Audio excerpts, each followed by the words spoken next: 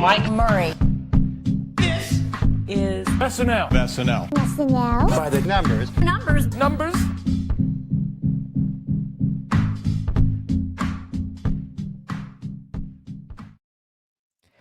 Farewell 51, SNL By The Numbers, 100th episode. There's the opening haiku for you. I'm your host, Mike Murray, and this is SNL By The Numbers, the home of SNL stats. Tonight we are covering episode 1008 of Saturday Night Live with six-time host Will Ferrell and five-time musical guest Paul McCartney. This podcast is a presentation of LateNighter.com. Back with me for our annual tradition since Boxing Day. That week in SNL's Andrew Dick is back on the program. Welcome back. Glad to be here. Got so much to talk about.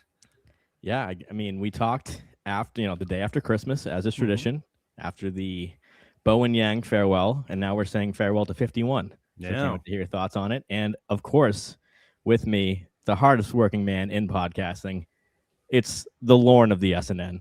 It's John Schneider. Welcome back, my friend. Oh, thank you very much. I think you can call me the Longman of the SNN now too, but I'll take either. Happy to be here, Mike. And want to wish you a big hearty congratulations. 100 by the numbers. Crazy. Yeah. And Andrew and John will be the passengers as I will be your tour guide, and I will take you through the top 100 moments in SNL By The Numbers history. Just kidding. We got a lot to cover tonight, so let's dive right into screen time. And I want to get Andrew's thoughts on the season in the meantime. So, John, take it away. Let's do it. All right, here we go. Our season finale screen time. So excited to break things down from Will Ferrell and Paul McCartney's episode with 24 minutes and 31 seconds of screen time. Will Ferrell, our host, with 7 appearances. Paul McCartney, 3 performances and 2 appearances, both in the monologue and in a sketch, 14 minutes and 30 seconds.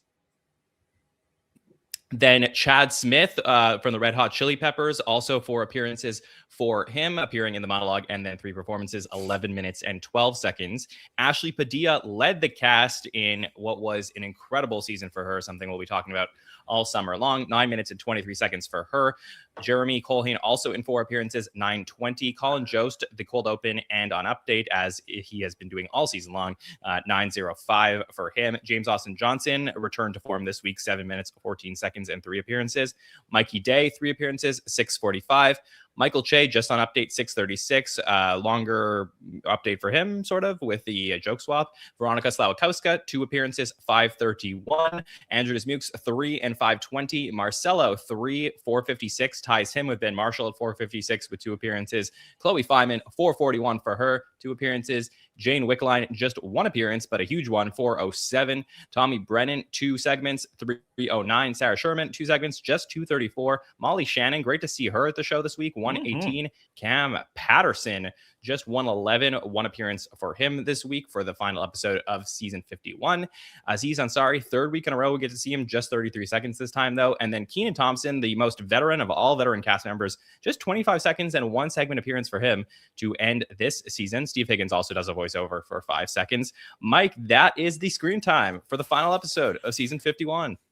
For the 100th time, some stats on the show to open up the program. So I want to start with the headlines.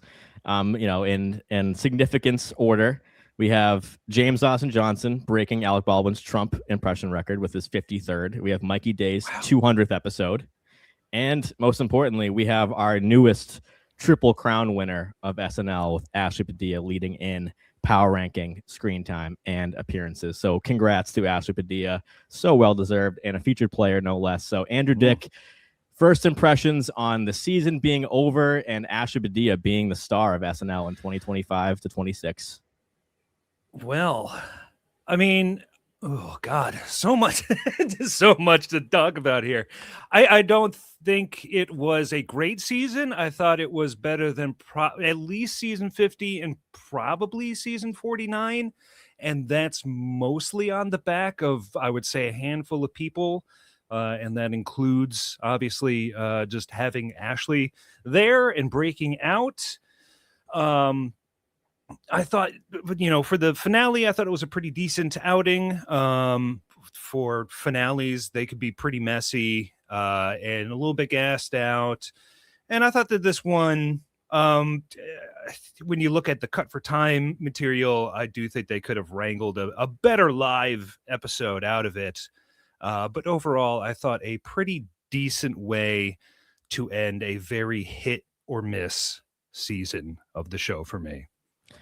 Yeah, there's some good points there. I'll ask you a question that I ended the show last week, which is, what do you look for in a finale? Because you're someone who covers all the eras of SNL, and finales can be a fickle project to end. To have a final note to end on, either good season, bad season, everything in between. So, one, what kind of makes a good finale, and did this have any of the components that you're looking for with Ferrell McCartney? I guess I don't really know what I look for in a finale. Then I would suppose I would just want it to be a nice victory run for the cast, and for a cast that is as messy and spread out as this one. I think it's about as best as they could do for that episode. But generally, I feel like I would want to see a lot of people just do things that they've been trying to get on throughout the season. Just very specific. Who gives a crap? We're going into summer anyway. We don't need to really retain the audience to next week. So let's just go gonzo. Is usually the finales I enjoy the most, where it really feels like, screw it, we're heading into summer, do whatever, everybody have fun. And usually a lot less focus on the host is kind of what I'm looking for as well. Kind of like a Buck Henry thing, where he's just kind of there, but it doesn't always need to be focused on Buck or something. So that's kind of what I look for. And I feel like, I guess we got the best of both worlds, I would suppose. Interesting rundown. I'd like to know what of the cut pieces you would have put in, but this is our second back-to-back week of only 11 segments, and 11 this week includes a third musical performance. So the Matt Damon episode was a shorter, as far as number of segments, and so was this, because we had some, a longer cold open, longer weekend update, and one of the longest sketches, the 11th longest sketch of the previous 1,000 live sketches at 7 minutes 37 seconds was the Cast List 2. So that was a supercharged, get everybody in there. Everybody kind of had a little tiny arc of a story or a line or two, which I thought was well done. But there's been a record that I've been following all year with Ashley. So someone asked in the chat, Grape said, did Ashley break the record for screen time average? She did come close with as John said, with 9 minutes 23, not enough to beat the Kenan season 44 record. So Ashley did finish with an average of 7 minutes 34 seconds per episode. She appeared in all 20. The Kenan record of season 44, going back as far as I have, is 7:45. So 11 seconds shy of that record. John, over to you, because there was a lot of cut for time pieces that came out. So they were intending on having some. We saw, Hormuz, Jeff, we saw Sarah on Update, and some cool stuff that came out like immediately after the show, basically. Yeah, first of all, Ashley broke the record in my heart, because I think that, Kenan in his 16th season getting that number, is a little bit different than someone in their second season getting pretty close to that amount of screen time. So it's a major win for her with everything that she did this season. I also, you asked about the cover time stuff. I mean, do I think that there was, I don't know if it was, I would go full Tiana Taylor with this episode and say that the cut stuff was like significantly better. But I do think that, a lot of this is what I said on Monday, that Will Ferrell's segments, whenever he hosts, like, he tends to go really long with the sketches, and it often cuts out some pretty good material. Andrew and I just covered the 34 episode from Will Ferrell that I believe will come out on his main feed on Friday, right? Friday. Yeah. So we talked about that. I mean, the difference between that episode and this episode truly to me was I felt like a lot of the celebratory moments in focus, like it just felt cleaner and more like right for Will. I think they tried to make Cast List 2 this episode be the big thing for Will, and I don't know that landed for me as much as the things that they did then, like Celebrity Jeopardy and of course Goodnight Saigon. So I think that this finale was probably a little bit more underwhelming, but I still had some fun with it than I but I didn't walk away being like, damn. Like I still like, there's still some good moments. I'm always going to remember the Paul McCartney performances. It's always great to have Will back in the building. But I do just want to say, Andrew, you 100% liked this season better than 49 and 50. Because you and I were talking throughout the last few seasons. You, if you don't remember, removed yourself from any hot take shows or roundtables in season 49 because you were 49. So displeased. Okay. Yes. Yeah. I believe that you probably feel better about where we are at than where we were the last couple of years. Yes. Yeah. Though I think we still have not hit that stretch of season, 48, where I thought it was a really strong run for quite a while there that I still feel like we have not yet gotten back to that consistency. But we are doing better. There's a lot I am enjoying. We still kind of bottom out every so often, but I feel like every single episode has had at least one or two sketches that I have enjoyed for the most part, and that has really kind of kept me going along. As soon as I'm about to tune out, they hit me with an Ashley sketch or something. I'm like, all right. Right. And I'm on the same page as you completely about that, where I think that 48 probably had some higher highs, where it had one of the strongest stretches of episodes that I think we've seen in modern times. I think this season was definitely more consistent. Obviously, there's some outliers of some episodes that I really didn't like. Then there's episodes that I think really, really hit.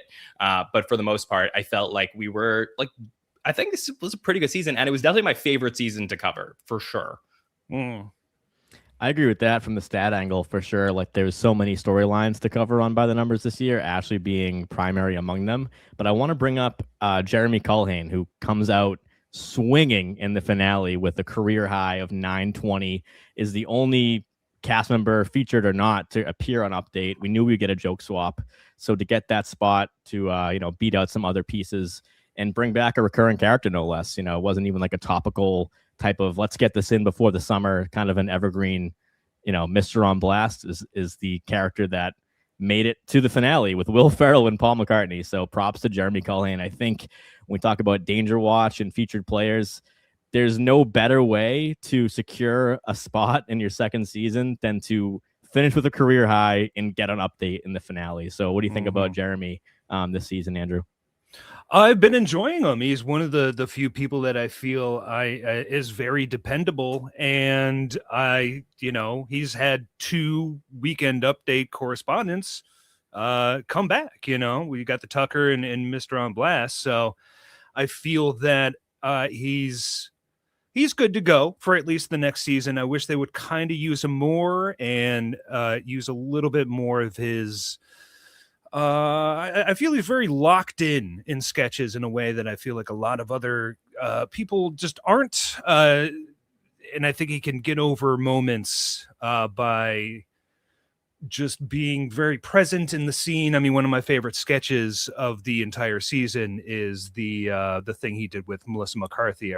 I forget what exactly the free samples. Yes, one of my favorite sketches of the entire season, and I feel that that's a side of Jeremy we haven't really getting to see much else outside of that, unless he's in a he's the third person in a different sketch. Like there was like a funeral sketch where he played one of the sons, and I was like, I don't like this sketch, but I like what Jeremy's doing.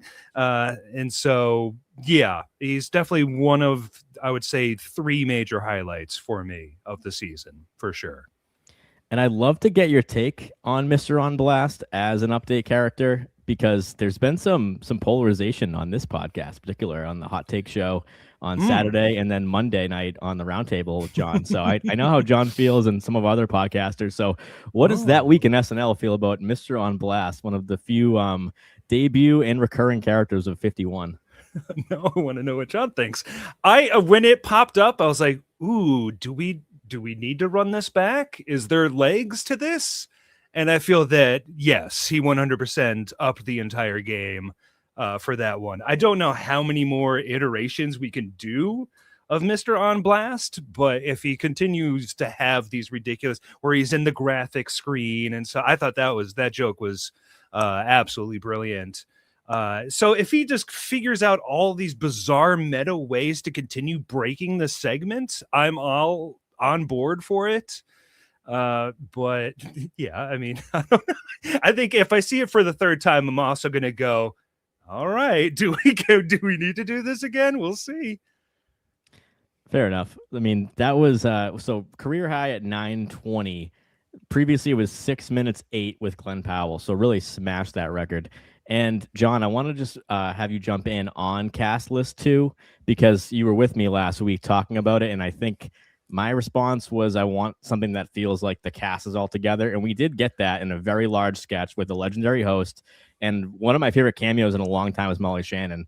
This might have the record for the sketch that took me the longest to do screen time on because I had to watch it literally 16 times. There was no easy way to do multiple timers. So I was like, I guess I'm just going to run it back and follow Cam Patterson for a little bit.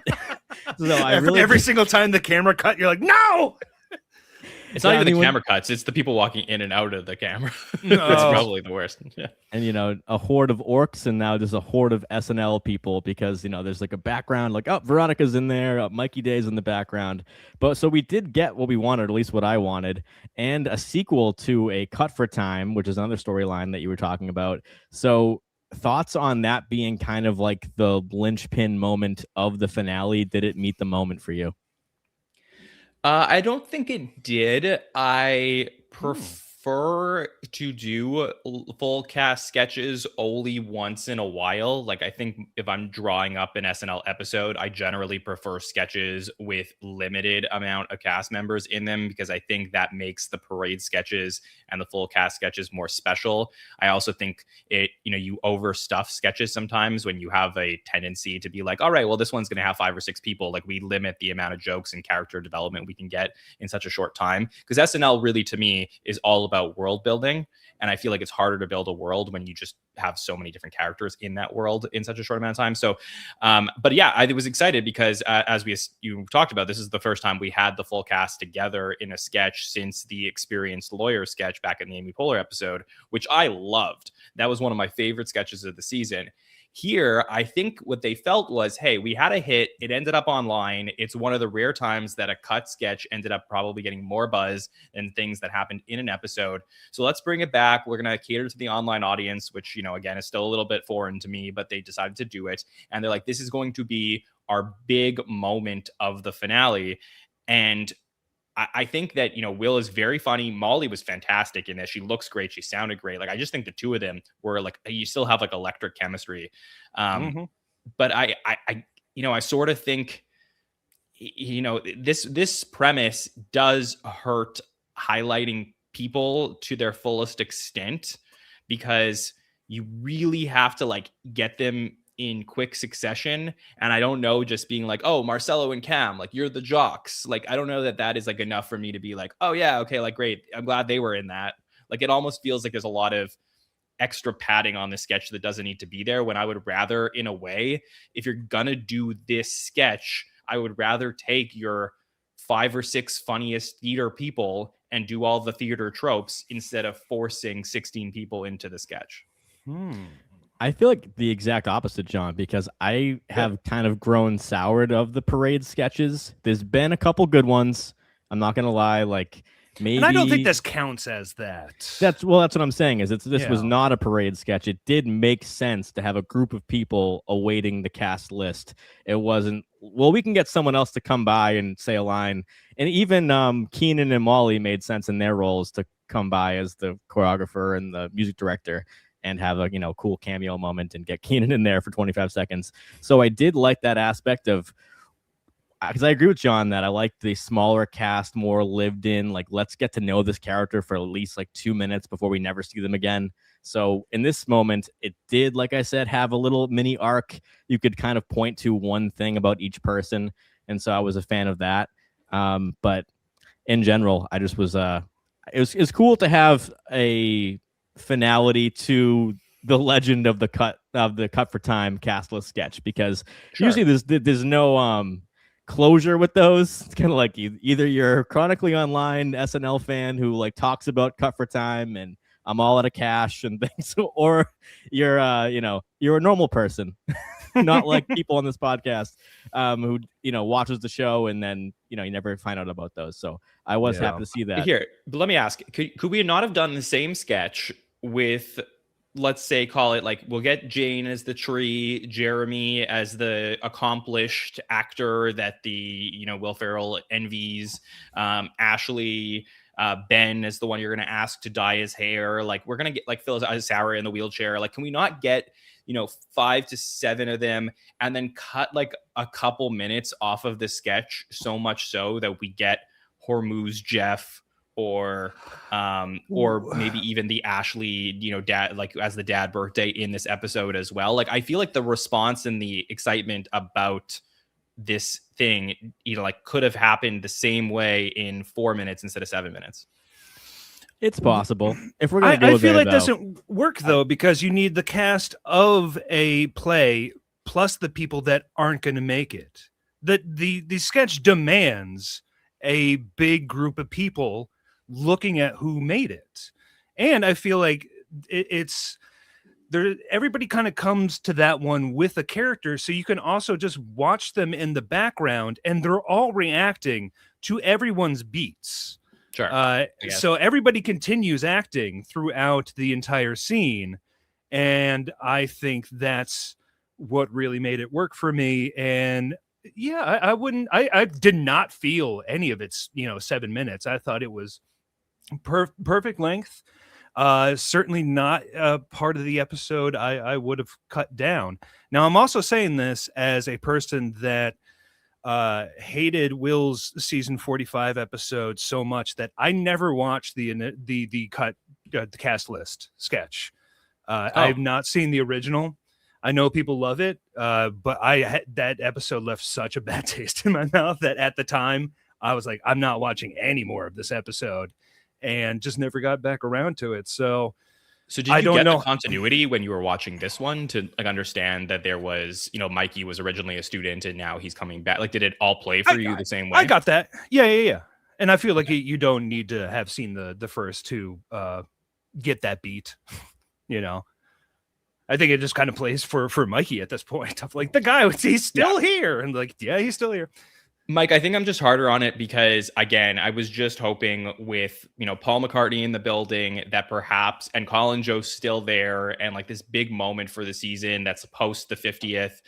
I feel like I was like, oh man, like we could have done like something like big and exciting and musical if we're not going to go back to one of Will's like all-time great characters.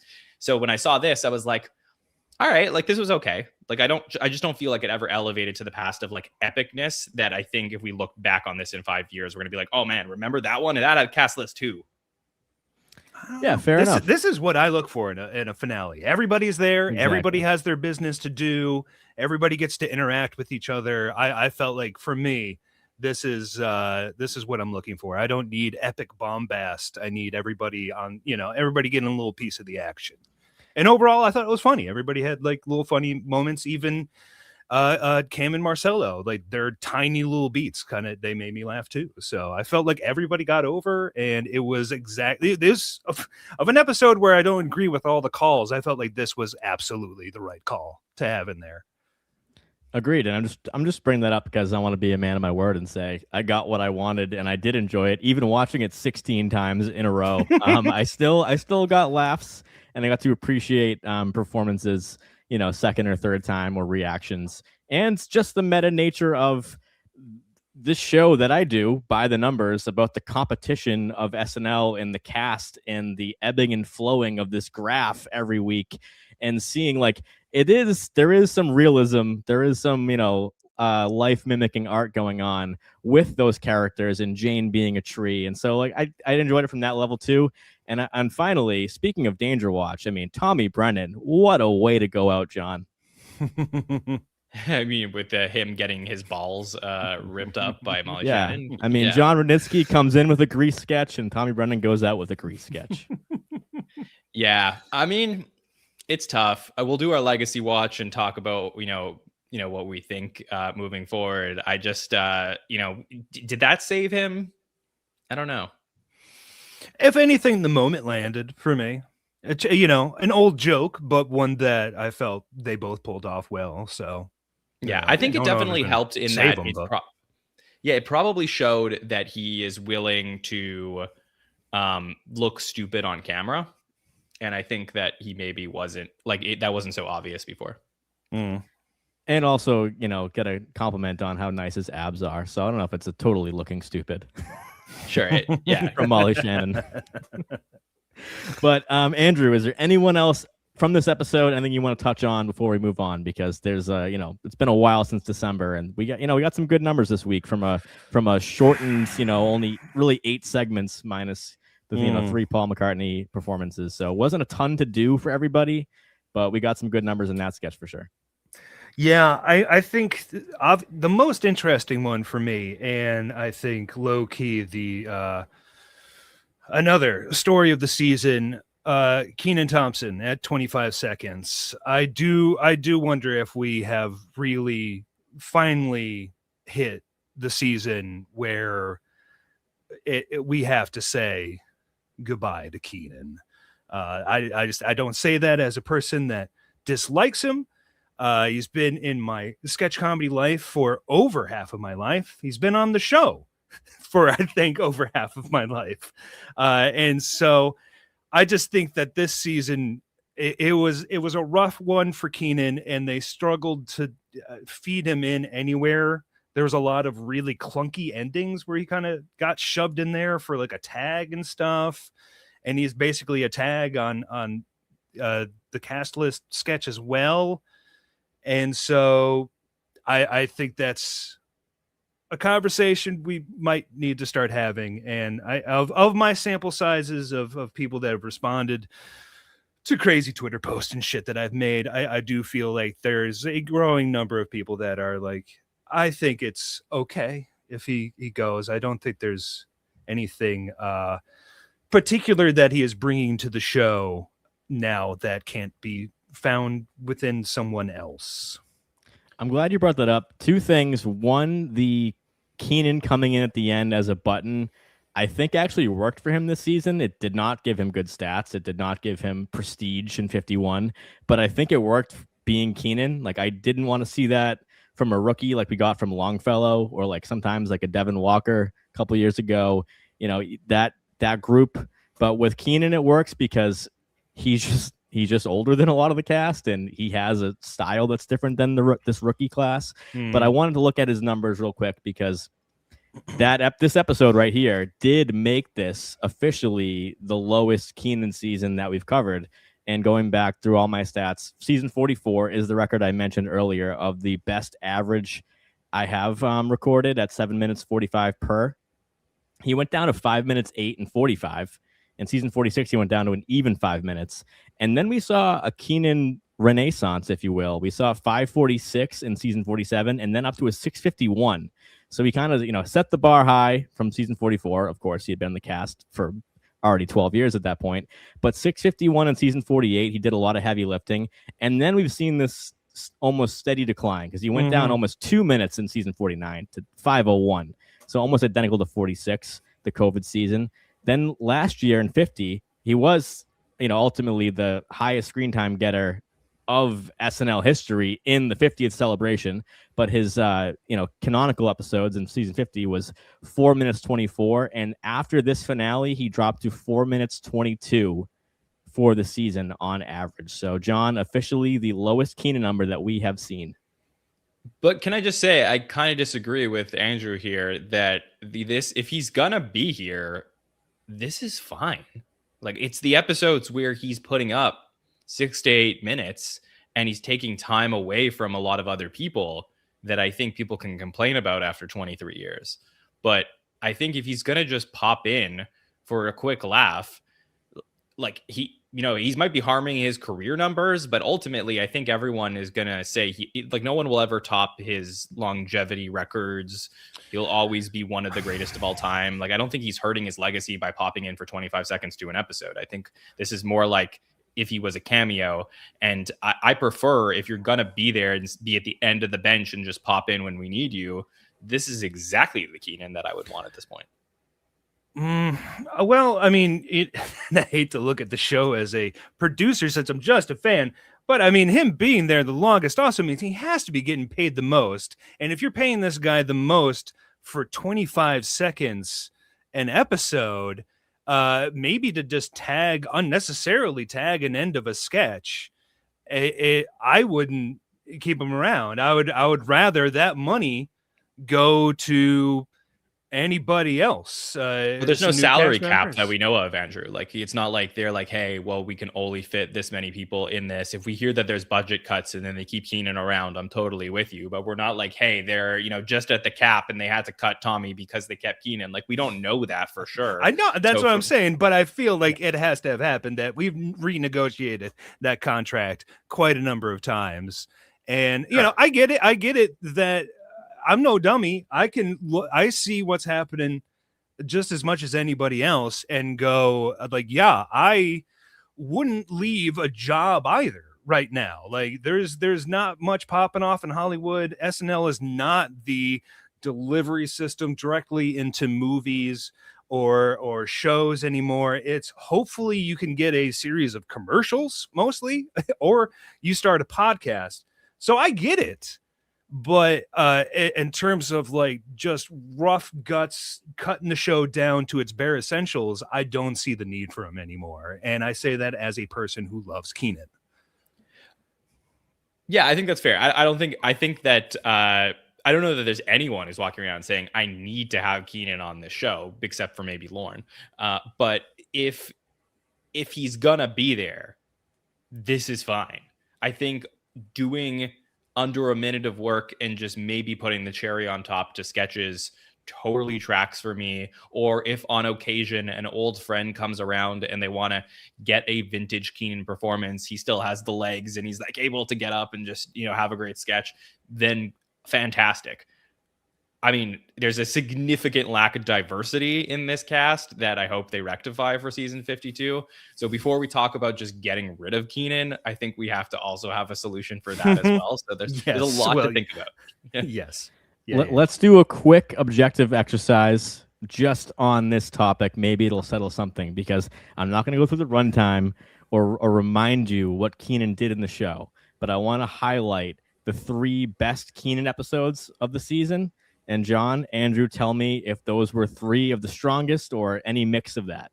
So the best Kenan episodes of season 51, statistically, were Miles Teller, Tiana Taylor, and Jack Black. Those are the 3 best Kenan episodes. Andrew Dick, to you first. Were those episodes that you consider overall in the upper tier, mid, or low? Or you can talk about them individually if you want to. But that's Miles Teller, Tiana Taylor, and Jack Black were the 3 highest Kenan usages impact episodes. Oh boy, I have I can't really remember the Miles Teller episode. I know that the Tiana Taylor episode was probably the biggest disappointment of the season, and Jack Black's was okay. So yeah. I mean, one forgettable, one that was probably the worst of the season, and one that was okay. John, what about you? Because I think that when you look at the impact score in the rear view, it's almost better, because when it's fresh, you can say, point to one moment that, like when Marcelo had that Coleman Domingo episode, and say, he was in that and that and that. That's why that number makes sense. But you look back at the episode, if you're the most impactful cast member, you probably made an impact on the show being good, bad, or in the middle. So what do you think about those 3 in isolation? Yeah, I'm probably with Andrew that I think one was pretty good, if not very good for me, with Jack Black. I think Miles Teller, I think I'm like higher on it than some other people, but it was like, probably in the totality somewhere near the middle of the road. And then I did not enjoy the Tiana Taylor episode. So I certainly think that Kenan is way more hit or miss than maybe he was 15 years ago, where he maybe started to like come into his prime. I'd say like somewhere in the season 35 to 40 range. So I don't think, even if he has high numbers for an episode, I don't know that he is the barometer of quality at this point in his career. I think he's just there when they need him. And I think we talked about him sort of being like a sponge. Like he's just like, hey, if you need me this week, I'm around. If not, I'm just going to have a drink in my dressing room. And again, I do prefer when he's just having a drink in his dressing room and then pops in for something. It just makes for a weird ensemble where there's a guy who's been there forever that just kind of pops in every so often. Well, we've never does seen it feel before. like, I know. Well, I'm sure there's been, I don't know, probably Chris Kattan in his final season also feels like, throw Chris out there for like a sketch or something. Yeah. I don't know if that's a to good this comparison. degree. Yeah, just because like I think with someone like Catan, like Tracy's still there, Jimmy's there, Horatio's there. Like I feel like there's like a lot of people that are in his cast. Like you could Right. say full on that Kenan's been there for like 3 completely separate eras of the show. Yes. So At least, I really. Yeah, and I just don't think we've seen anything like. And the truth is like, look, I think he's tied to Lauren. So when Lauren goes, I think Kenan goes. That's sort of my take on it. Well, my thing was like I was always thinking that they were going to hand the reins over to Kenan, and now it doesn't seem that way. And so, yeah, that was What always. made you think that? Because he's still there week by week, and so I felt like, oh, of course, this is the guy that's been shadowing him all these years.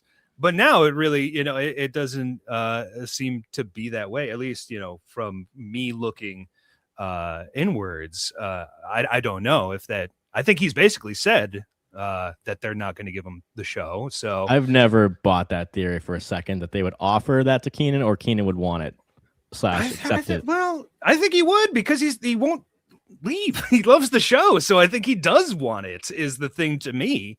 Is that's why he's still there and accepting the fact that he's getting 25 seconds an episode is like, well, but yeah, like but it's all going to pay off in the end because I'm next in succession and I'm going to get it.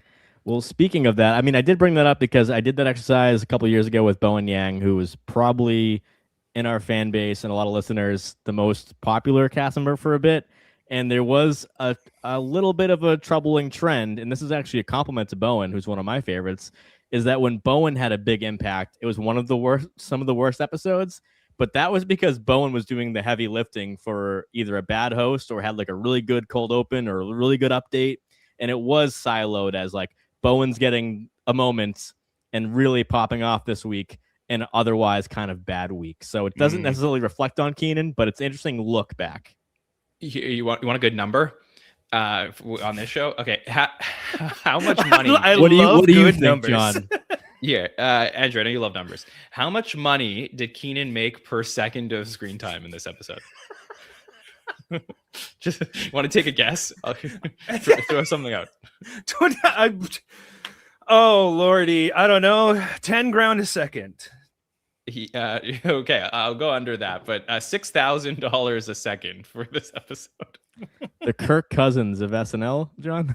Yeah, unbelievable. What is that going off the 3 million that someone said? 3 million divided by 20 shows divided by 25 seconds. Well done. All right. Well, are we still on speaking track to it? Are we where we need to be? Yeah, let's move on because talking about some hosts and some episodes and ranking them, and let's talk about what hosts maybe made good episodes, what maybe didn't. Because you look back at 20 episodes, I mean, I'll look at the number of sketches we got this year, but can't remember them all off the top of your head. But you can remember, if I name a host, maybe something that you did like. So let's look at the ultimate host rankings via screen time. This is everything. So we had 3 double duty hosts this season, Sabrina Carpenter being the first. We had Harry Styles later in March, and then we had Olivia Rodrigo this month in May. So, of course, Sabrina is number 1 and Olivia is number 2. Harry Styles is up there as well. But, John, let's just give everybody the ranking of all 20 of the hosts this season. Sure. So this is including the musical performances. So some of these will be inflated for double duty, but Sabrina at the top with 3144. Then Olivia comes in next, 3102. Matt Damon is next up as the non-double duty host with the most screen time this season, 2621 for him. Glenn Powell next, 2611. Harry Styles is the other double duty performer, 2551. Nikki Glazer obviously has that long stand-up set, inflates her number to 2529. Amy Poehler was in 2510. She appeared on Update and in the Cold Open, so that's like a really good resume number for her. Melissa McCarthy in her 6th appearance, 2503. That's followed by Will Ferrell this past week, 2431. Coleman Domingo, 2402. A lot of hype around his hosting appearance. Jack Black, 5th time doing it, 2339. Then Skarsgård was next, 2319.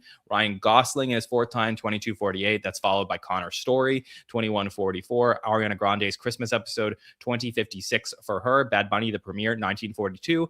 Miles Teller, 1919. Then Finn Wolfhard, 1853, followed by Josh O'Connor with 1609, and Tiana Taylor, lowest on the list at 1528. So, of course, the double duty does give you those extra time because you get 3 to 4 minutes in a musical performance. So no surprise to see Sabrina up top there and Olivia Rodrigo. But I will flash over to the non-double duty before I get some takes because you can just see where they fall. That Sabrina Carpenter did do a phenomenal job, ranking 5th even without the musical performances. Going down further below Jack Black would be Olivia Rodrigo at 2329. And then Harry Styles closer to the bottom with 1909. So Andrew Dick seeing, some first timers at the bottom, Finn, Josh O'Connor, Tiana Taylor makes sense. But seeing Glenn Powell and Sabrina, I'm going to, caveat, like John said, to Nikki Glaser, who had a 7-minute plus stand-up set. But Glenn Powell, Sabrina Carpenter, and I throw Matt Damon. He's a 3rd timer in there, but he led the pack in general without music. So what do you think about these numbers and the hosts this season?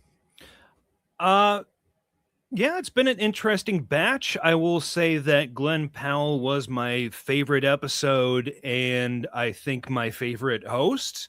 As a first timer, I thought he absolutely just smashed it. I thought he was great, and of course, the show obviously felt the same because he basically, is more or less at the top, and so.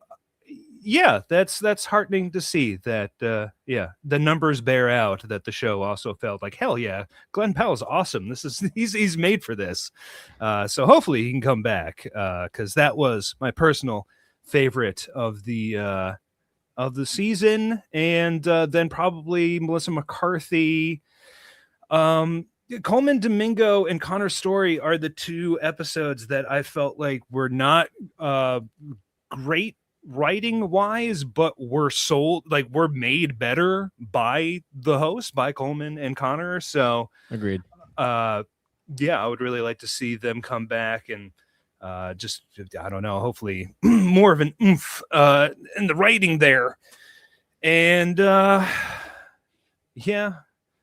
interesting it's thing, been an interesting season. I can take away from your response is that Glenn Powell was your favorite episode, favorite host of the season, and he is only he's 2nd just by about 10 seconds behind Matt Damon. And your least favorite episode was hosted by the host with the least time, with Tiana Taylor, just over 15 minutes, which is a very low host number. So anything about a host taking over an episode, that's a common theme on this show, is do you want a host to blend with the cast, which I think Sabrina did a good job with. Yeah. I think Ariana Grande always does a good job with. Skarsgård did a good job this time doing that for a rookie. And there's also hosts that really just dominate, like a Melissa McCarthy or Will Ferrell, who are, right up to the top 5. So what does that mean to you? Well, you're right. I forgot about the Skarsgård episode where it did feel like, he was just a overperforming cast member.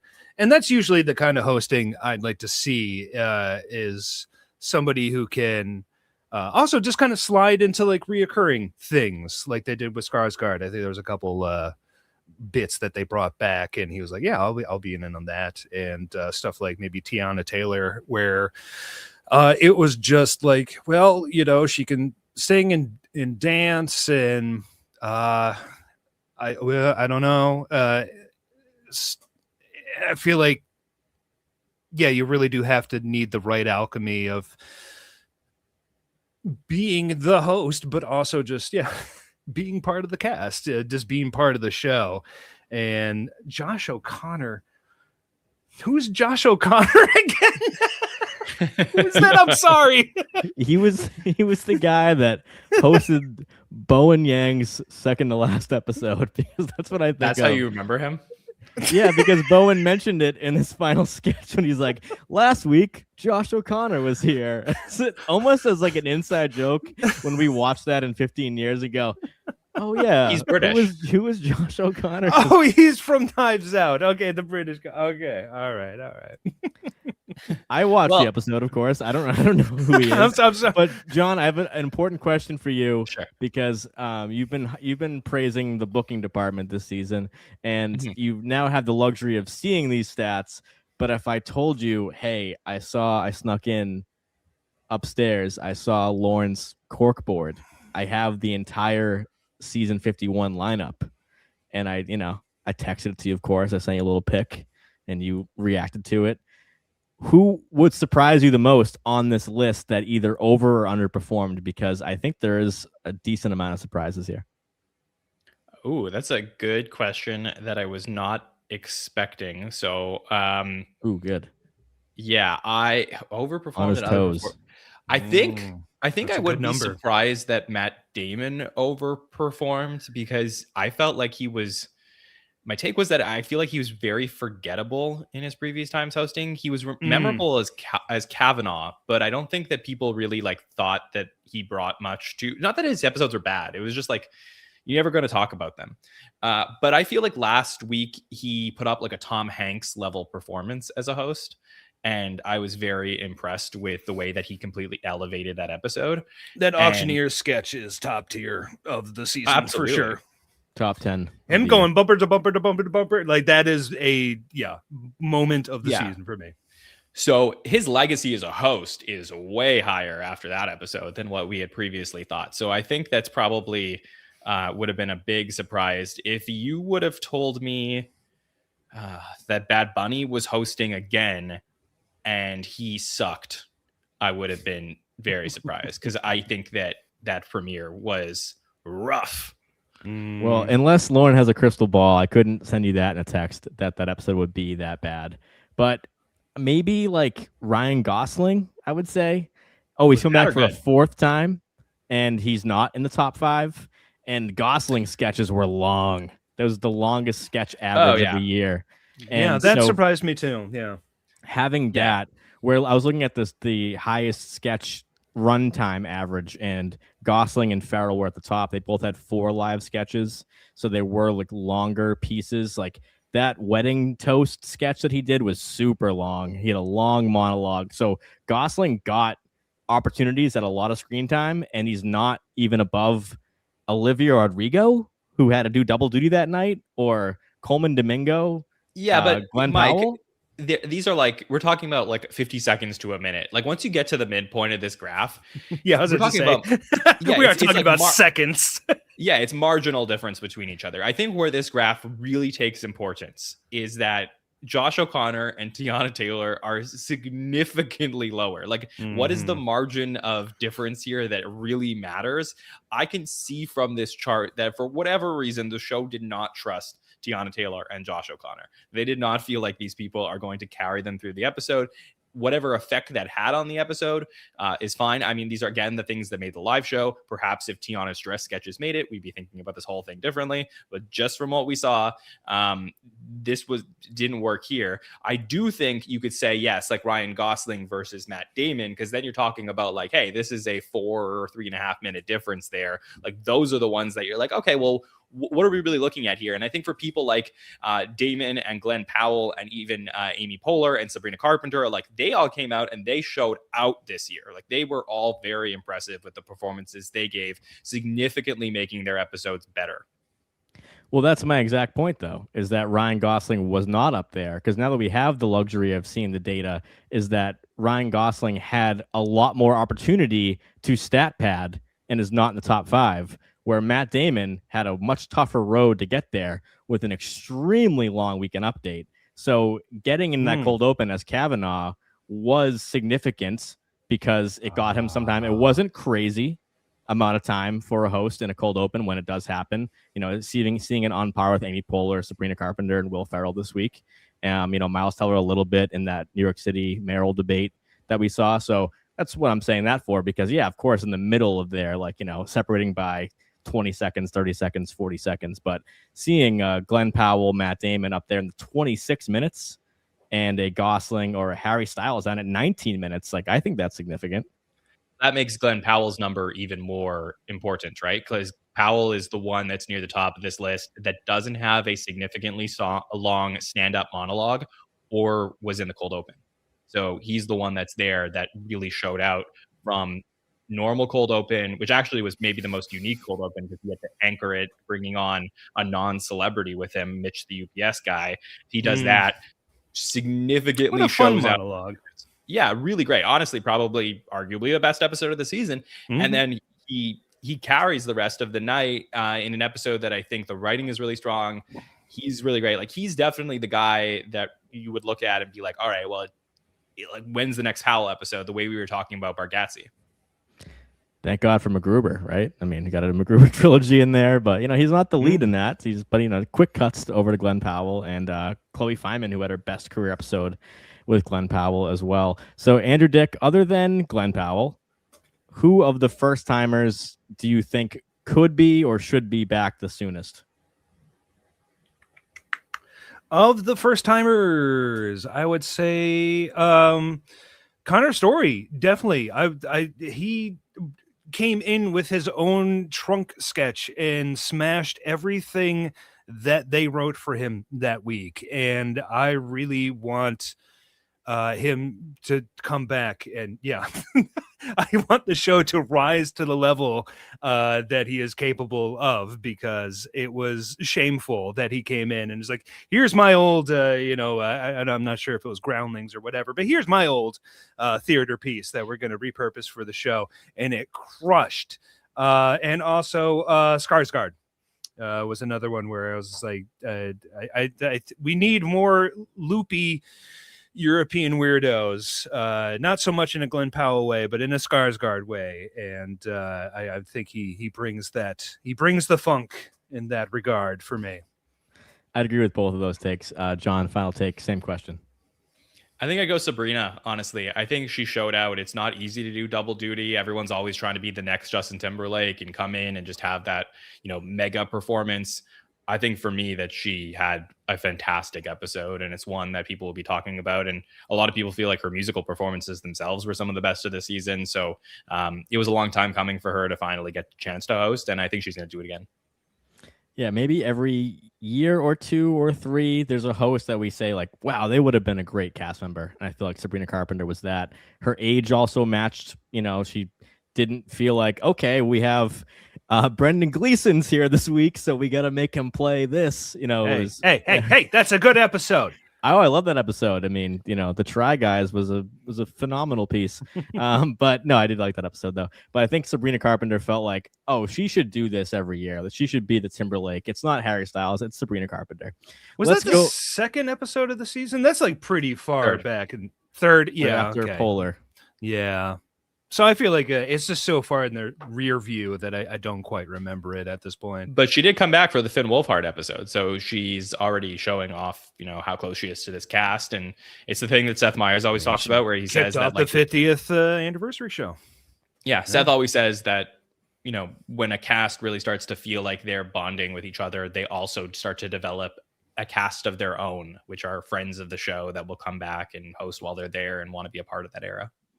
Speaking of friends of the show, let's go over to the SNL UK, which also had their finale on the same night as the US. So pretty cool to follow this show from beginning to end. Series 1, 8-episode run. It has been picked up for a Series 2, which we are so thrilled about. Yay. And we got to see how they wrapped up their first series. So John, take it away. Sure. So Ncuti Gatwa hosted the Series 1 finale for SNL UK and put up 13 minutes and 11 seconds of screen time. Mike, I believe that is the lowest for any SNL UK host to this point. Do you have that on hand? It is the lowest. And someone in the chat earlier asked regarding Josh O'Connor and Tiana Taylor at the lowest host screen time. So I did pull that up. Non-COVID related episodes, it's Simu Liu in season 47, 11 minutes. Rachel Brosnahan in 44, 12 minutes. Gene Smart premiere. Adam Driver 44 premiere. Those would be below Gatwa's screen time. Also, I do think this was the shortest UK episode as well. Yeah, it definitely feels that way. And It of was. course, yeah, they generally have about 10 to 15 minutes less of screen time for Yeah. everybody. So yeah, there you go. So Ncuti Gatwa's screen time number is 13:11. Patty Young gets a big moment for him where he gets to appear in the cold open and get a political impression on hand. So he does lead the cast in screen time for the first time in this episode, 7:25 for him. Then we have Holly Humberstone, the musical guest, 7:05. Iowade has a big episode, 6:48 for her. Jack Shep, 4 segments, and 6:38. Emma Seedy, the most segments of the cast, 6 segments and 6:25. Al Nash, 4 segments, 6:21. George Fouracres has 4 segments and a 6:08 for the night. Larry Dean, 5 segments, really coming on stronger towards the end of the series 1.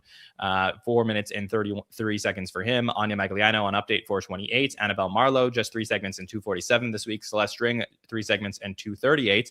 Louis Theroux was a cameo there, 1:21 for him. Hamed Animashan was not in the building for live sketches, just 2 pre-tapes, so 51 seconds of screen time. Amy Lou Wood makes a cameo appearance, 39 seconds. Martin Lewis, 33 seconds. And then Io Denkan, one of the writers, and Humphrey Kerr both appear in that pre-tape, The Miners one. So for me, this wasn't the strongest episode of the series, but it did showcase what this cast can be. And Andrew Dick, I've seen you singing the praises of our sister series over in the UK this year, that you've been a fan of it. So I'd love to get your thoughts overall on the series. If you have anything on this episode, then please feel free. But who do you want to talk about? And, just what are your thoughts about living in 2026 and seeing a alternate SNL? We've seen them in the past, but this is English speaking and it's current. And I think it's been great.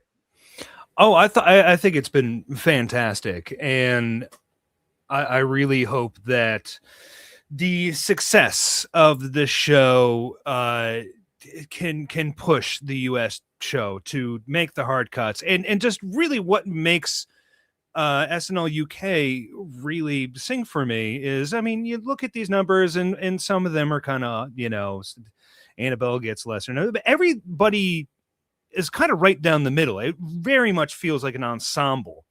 And that's what is so, like, that's what I look for, is that everybody kind of is a piece to the puzzle that has over 8 episodes become the picture of SNL UK. And I really just, I will agree that the finale, wasn't their best effort. I think this and the Jack Whitehall episode were the only 2 that I was like, that felt kind of the lesser effort, but I still enjoyed portions of it. No bottoming out going on here. And really, I hope when they come back with their second series that they don't do these 4 weeks in a row. It's insane to me that, like, would not the first thing that Lorne imparts to them is don't do 4 weeks in a row. I learned that in the first season that is so insane to do. Like, don't do that. I feel like that has to be a mandate by Sky or something, that, like, it really feels like that would be a thing discussed. Like, don't do 4 in a row. That's harsh. That's rough row to hoe. Yeah, John, just confirm this was the shortest runtime at 49 minutes, 38 seconds. So the average SNL US is about 63 minutes, and that's cutting out the commercials, the opening montage, the bumpers, the good nights, all that stuff. So same rules apply for UK. So 49:38. John, do you think what was the longest episode of SNL UK this year? I think it was the premiere with Tina, right? It was Tina Fey. So that was 57.9. There is a close second, though, and I think it might be the best episode of the year. I think it's the Hannah Waddingham one, right? It was Amy Lou Woods, which I really liked. Okay. Okay. Amy's was 56.28, and Tina Fey's was 57.9. So pretty close there. So, overall, they're hitting around 53 minutes, 53.5, and this one was just like extra short for the finale. Yeah. So, I mean, I feel like they are. I still think they have an honest to God, like they have not reached the top of the mountain yet. They have better episodes to do. Like they can get better, but they have been remarkably consistent. Like I basically, even the ones that I didn't really enjoy, like Ncuti Gatwa's episode was kind of I did not disenjoy my time with it, and I've really fallen in love with George Four-Acres as much as anybody else has. Celeste Dring is the only other one that I actually knew before the show began, and so she's been fun. Just a real, again, just great ensemble player. Hamid is great, Al Nash, and it's so I feel like I'm living in Bizarro world where I'm watching a version of SNL where Update happens, and I'm like, yes, Update. I love this part of the show. I love Patty Young and Anya Magliano. And then I watched, Jost and Che, and I'm just like, oh God, please spare me. So been fun. I feel like I'd be way rougher on season 51 of SNL if this did not exist to buffer everything, to distill. Yeah, every couple weeks I can have fun with a version of Saturday Night Live. Interesting. And do you think that it is too close to form of SNL US? Do you think it could be even different, or what is your thoughts on just having basically cloning the format but making it British is the concept, but at the end of the day, the writers, the cast can really do whatever they want, so they could break form, and they have in some small ways. Yeah, I do feel like they are breaking away from, and I guess like the show does need, again, in these fractured television times, to sort of sell itself to a US audience as well. Like there does need to be some level of crossover for it to have gotten its second season.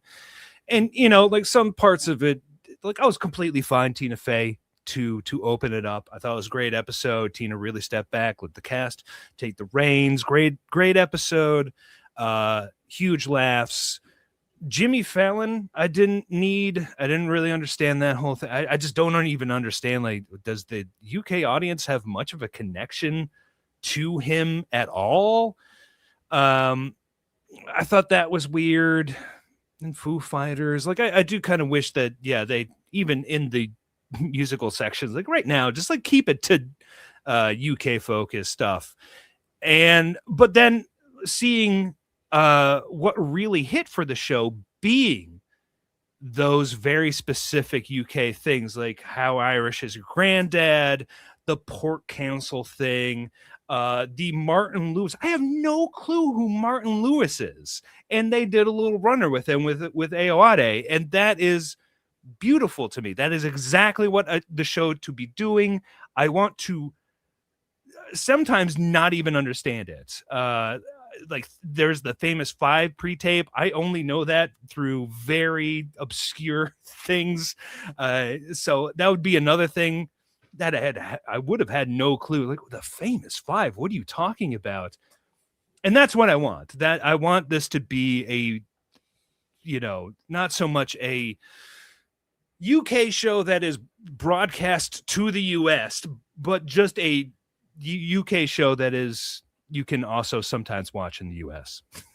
I think they've been moving that way, getting very more insular, more granular, and that's what I want. I feel like they've gotten more stronger with that idea.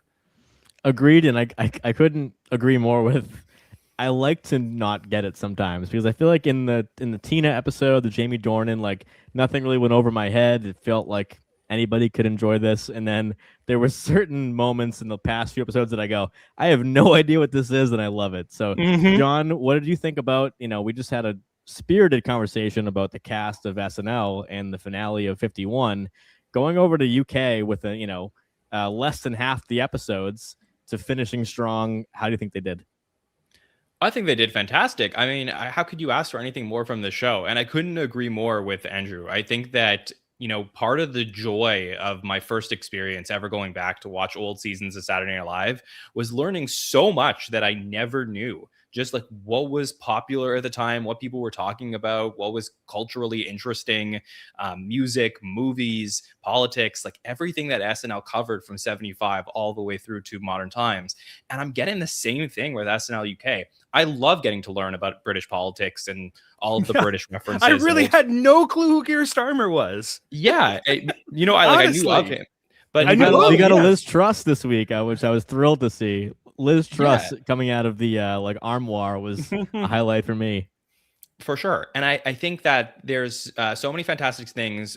Most of all is that it is, I strongly believe that hierarchical thinking animates great debate. So, when you have people that are great, you could talk about why they're great. When people are not so great, you could talk about why they're not so great, and you could sort of compare and contrast. However, I have always maintained that the best version of Saturday Night Live is one with an ensemble. And I mean, I can't believe how in just 8 episodes, this show feels more like a team than we've seen on Saturday Night Live US in 2 decades. It is incredible.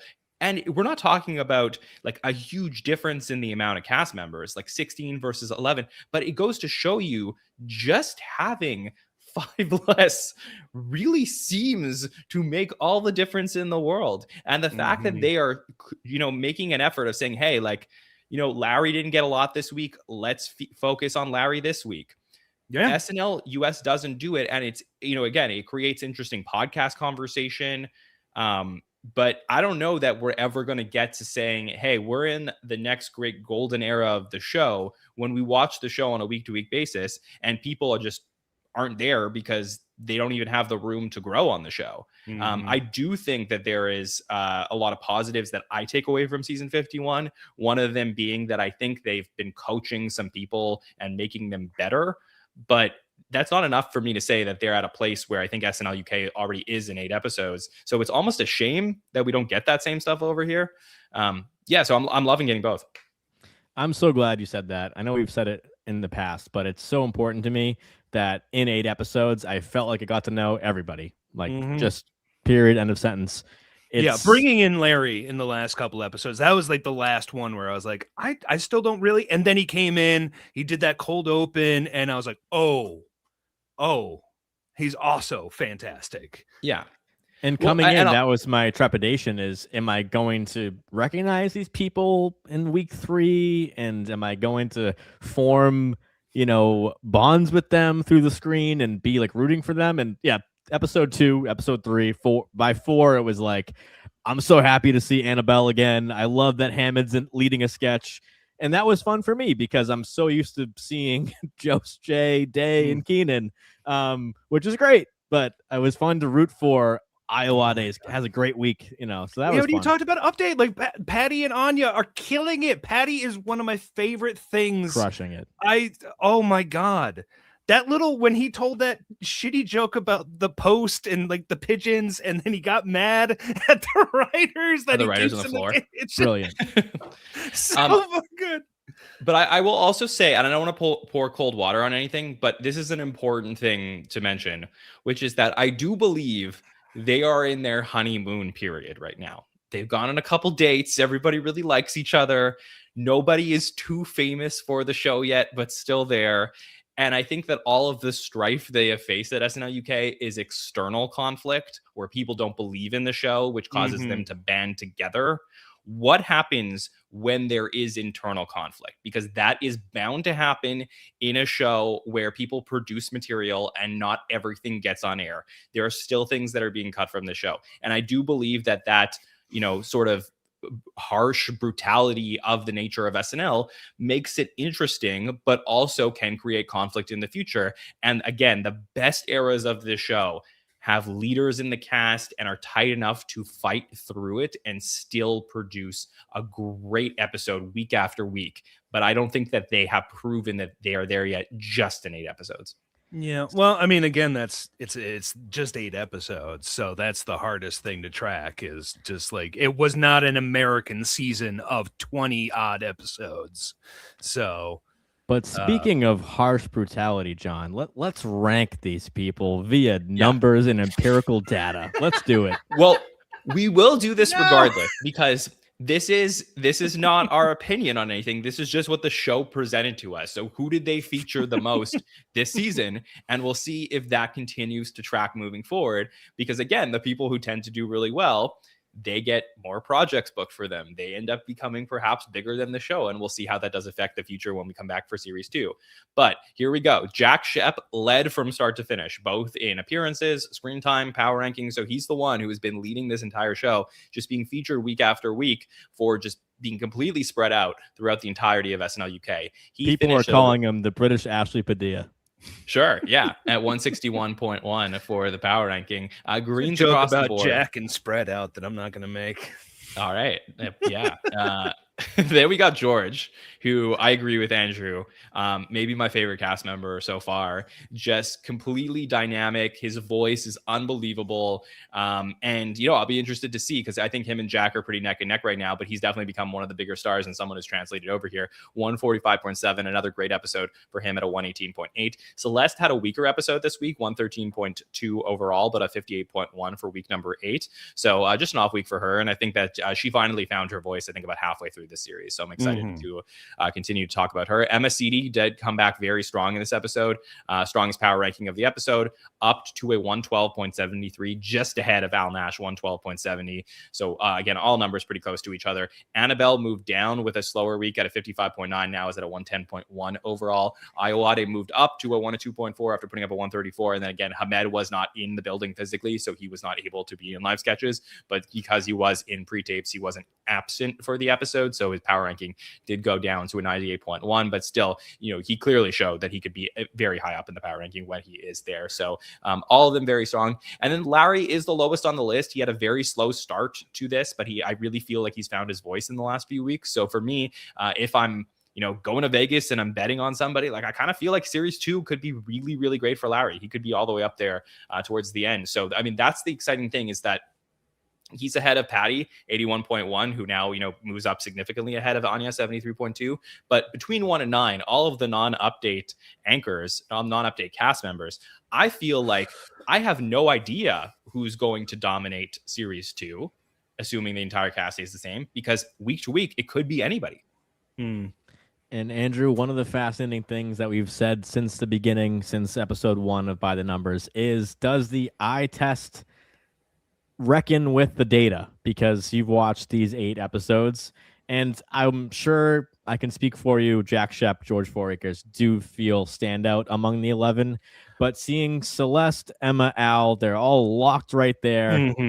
Annabelle's not too far behind, to be honest. And does this make sense to you, of the objective data of it, or has someone else spoken to you more that you think like, oh, I felt like I saw them a lot more than we did? Well, yeah, Jack being over George is definitely a shock to me. It does feel like George is the person that has run away with, the entire season. And I guess they've just, just placed Jack into enough of every little bit of the show that he kind of gets over on that screen time. But I feel that Jamie Dornan episode where they did not feature, like, George had an incredible premiere. They didn't really feature George in the second week. Oh, yeah, he did have that. Yeah. So if he doesn't have that, like if he puts up call it like a 150 in that week, like I think they're really neck and neck. Yeah, and I guess really like Hamed. Hamed's also like a strong, like I thought he'd be right up there. He's right up there in my heart, and he's right next to Larry, which kind of shocks me. And Celeste makes sense because, like I said earlier, like she's been really just threaded through as a strong ensemble female presence. Not a lot of like very specific character things for her to do, but just a super strong, like, just glue to the show. And so that makes sense to me. And then Emma, Al, Annabelle, Ayoade, Yeah, that all makes sense. But yeah, seeing Jack at the very, very top, I just don't feel that. Even though I do like Jack, he did feel like he was the one that I was like, could be the cast member I tire of the first, but I don't feel that so far. I do feel that he's been quite good. Love everybody. Love the show. Great job. Right, and Jack Shep is really the only one on the whole list, and it makes sense he's the number one who just never had a down week, John. Like he either in cold opens having like leading sketches after the first pre-tape or the first after the monologue, those type of pieces, up top of the show. And all I can say is I can't get enough 4 Acres. So John, we will be covering the legacy of this. So tell the listeners when we can expect to see the SNL UK final show, or we'll deep dive into all 11. Yeah, I believe we're coming back on Monday, June 1st to do that show. We'll do our final deep dive of all the SNL UK numbers and definitely talk about that. And to your point about Jack, by the way, just as we wrap up the segment, I think the Princess Diana, that first week, just, him doing that blowing up so much and everybody talking about it. They're like, oh, he's going to be the face of the show. And I think that was really impressive from him. So I can't wait to talk about everybody and put a button on the season. I'm so glad that they really did didn't try to force that though, of like, oh, Jack is the face of the show, let's just go for that forever and just let Larry die in the weeds. And no, there's we gotta feed Larry into this. We gotta get time on the stage and connection to the audience. So just very, very smartly produced and just great ensemble work. You can really feel like when they post on Instagram and stuff and then behind the scenes stuff, you can really feel like they're just come together. Love it. Yeah, definitely. Can't wait to see what we get from them next year. I'm hoping everyone's back. I think it would be a disservice to really shake it up after just 8 episodes. I don't even want them 11. To add anybody. Just keep. If it's going to be 12 episodes, don't add anybody. They'll add. I think they're going to add one person. Yeah. Maybe I'll accept one person. One person. Yeah. Well, it's been a tradition weekly since the 50th season of SNL, and I think this might be my favorite panel to do 5 questions with because it always gets real spicy and real fun. So let's go for 5 questions to cap off season 51. And if you were watching last year's finale show by the numbers, not the true finale, we bring in Bill Kenny, we put the tea on and go for 4 hours, but the Andrew Dick and John Schneider version. Question number 1 might sound familiar to you. I'm going to go to John first. If SNL still released seasons on DVD, remember those? What image would you put on the cover of the season 51 box? Gotta be Ashley Padilla as the MAGA mom. I think that was the biggest meme of the season. And, she's the face of the show. And that was the moment that I think made her cross-generational. I think at a point she was like, okay, she's ours. We're just the SNL fans, but now your parents are loving her too. And I think that she's being used as a reaction image and the wider internet understands what that means. Yeah, that's what I was going to go for. Not my moment of the season, but definitely the image of the season. Yes. Andrew, did you have a second pick or should we move on? Since John took yours. No, I think we're simpatico on this one, and I think that's good. We should let this one. We agree on that one for sure. That was, I feel like truly the moment where, like John said, she broke out of just us loving Ashley, and then everybody else was like, "Holy shit! What this?" Yeah, I think my moment for recognizability, because Ashley Padilla, that might be my number 1 sketch of the year. I said it when it aired, and I might still hold that opinion. We'll talk about it next week when we do the full season run through. But might be the haircut sketch from Glenn Powell because of it seemed like a king-making moment for Ashley. Wasn't my favorite Ashley moment, but it was certainly like, okay, we're doing this. We're doing the Padilla season that we couldn't have expected last year. And then the Ashley Padilla show has arrived. Finally, we are, yes. And I think for the iconic, you might say Bowen's goodbye. It wouldn't be on the cover for me, but it's a moment that you could look at an image and see Ariana, Bowen, and Cher and go, oh, yeah, that was 51. That was when Bowen Yang left at Christmas, and that's what happened in 2025. Actually, somebody, brought it up. Blood brought it up. Just a reaction shot of Jane and Veronica in the White Castle drive-through could also be like just great work from them. And I'm sure there's just minutes of them making very bizarre faces that I feel would also in my top 5 sketches. Yeah, Justin love that one. says Rasta Driver. If you want to put it on a DVD of just answered. Urban says Bowen's goodbye sketch can be on the back cover. So yeah, we'll let that play as well. So I like that thing because that question going through all those sketches that like just can an image speak to you? Because we can look at the sketch whenever we want and still laugh at it, but will that stand up on its own? So that's question 1. If you have more, keep saying them in the chat. But question 2. This was a spicy one, I feel like, last year, but we're going to do it again. I'm going to go over to Andrew first. What was the biggest missed opportunity of season 51? And as a follow-up, how can the show maybe improve from missing that said opportunity in 52? I feel like I'm in danger of repeating myself from last year. Maybe you are. And that's the thing is talking about the show is that I feel like a lot of my takes should also at this point be retired. Like I keep on saying the same damn things about the show that it's happened so long that those two. You don't have to do 100 podcasts a season like us. So. Put it up in the rafters.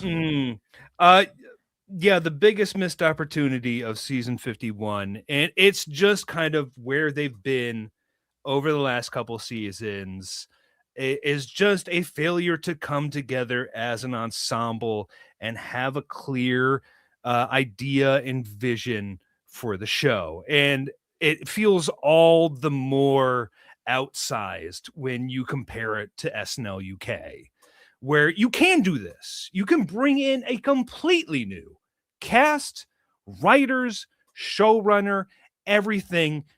You can do this, and people will like it. They'll be okay with it.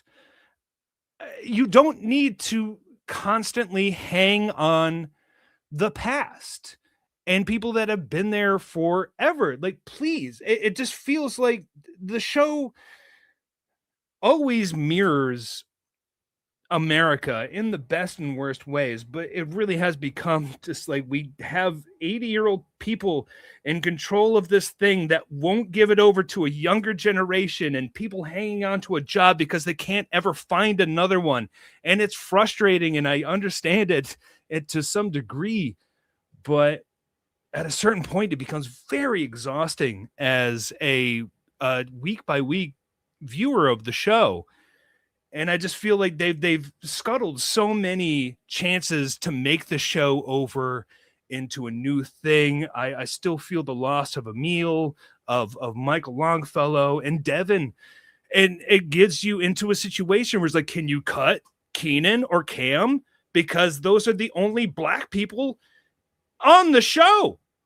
And it really is like, it's such a stupid situation they've gotten themselves into that it just becomes so frustrating. And I really, again, I just want them to have, like, I don't even think this season they really had a great vision of their hires. Like Tommy Brennan, I'm sure, is a very nice guy. I don't understand how he was supposed to fit into the show. Cam, I don't understand how he was supposed to fit into the show. Veronica's fine. It seems like a person made for the show, but not blowing my mind right now. She really works best with Jane, I feel. And I don't even think that's something they envisioned of like, oh, Veronica's going to go great with Jane. And so, yeah, that's my biggest thing is like, please, God, just think about the show. Think about your cast. Think about your ensemble.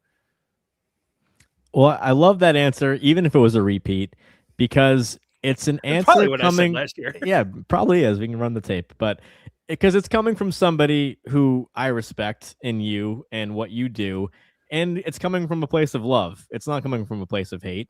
you might want to pull your hair out after seeing another joke swap, like maybe I did on Saturday night. Good Lord. Not gonna lie. Jeez. But it's really because you want the show to succeed the way that John and I do.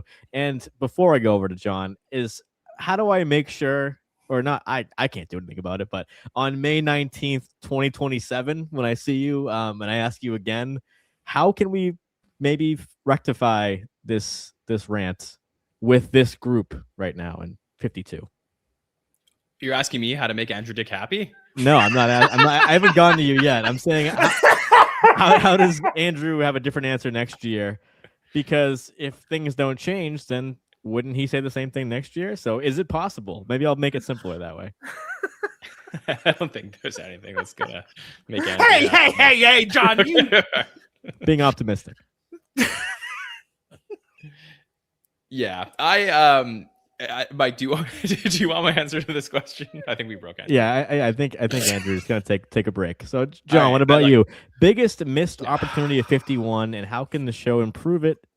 Yeah, sure. I think you could think of a lot of things. I think diversity is a totally fair conversation to have here. But I do think that Sarah Sherman is probably my biggest missed opportunity here. Every time we post any stat on Ashley Padilla, there's always someone who comments and said, well, you have to give it a caveat because there isn't a lot of women in the cast. And you think about Ego and Heidi and like all the women that are not there. There's only 5 women on the show. So of course Ashley's going to succeed. Well, what about Sarah? I mean, Sarah's been there for enough years that she could have absolutely done the same amount of stuff that Ashley did.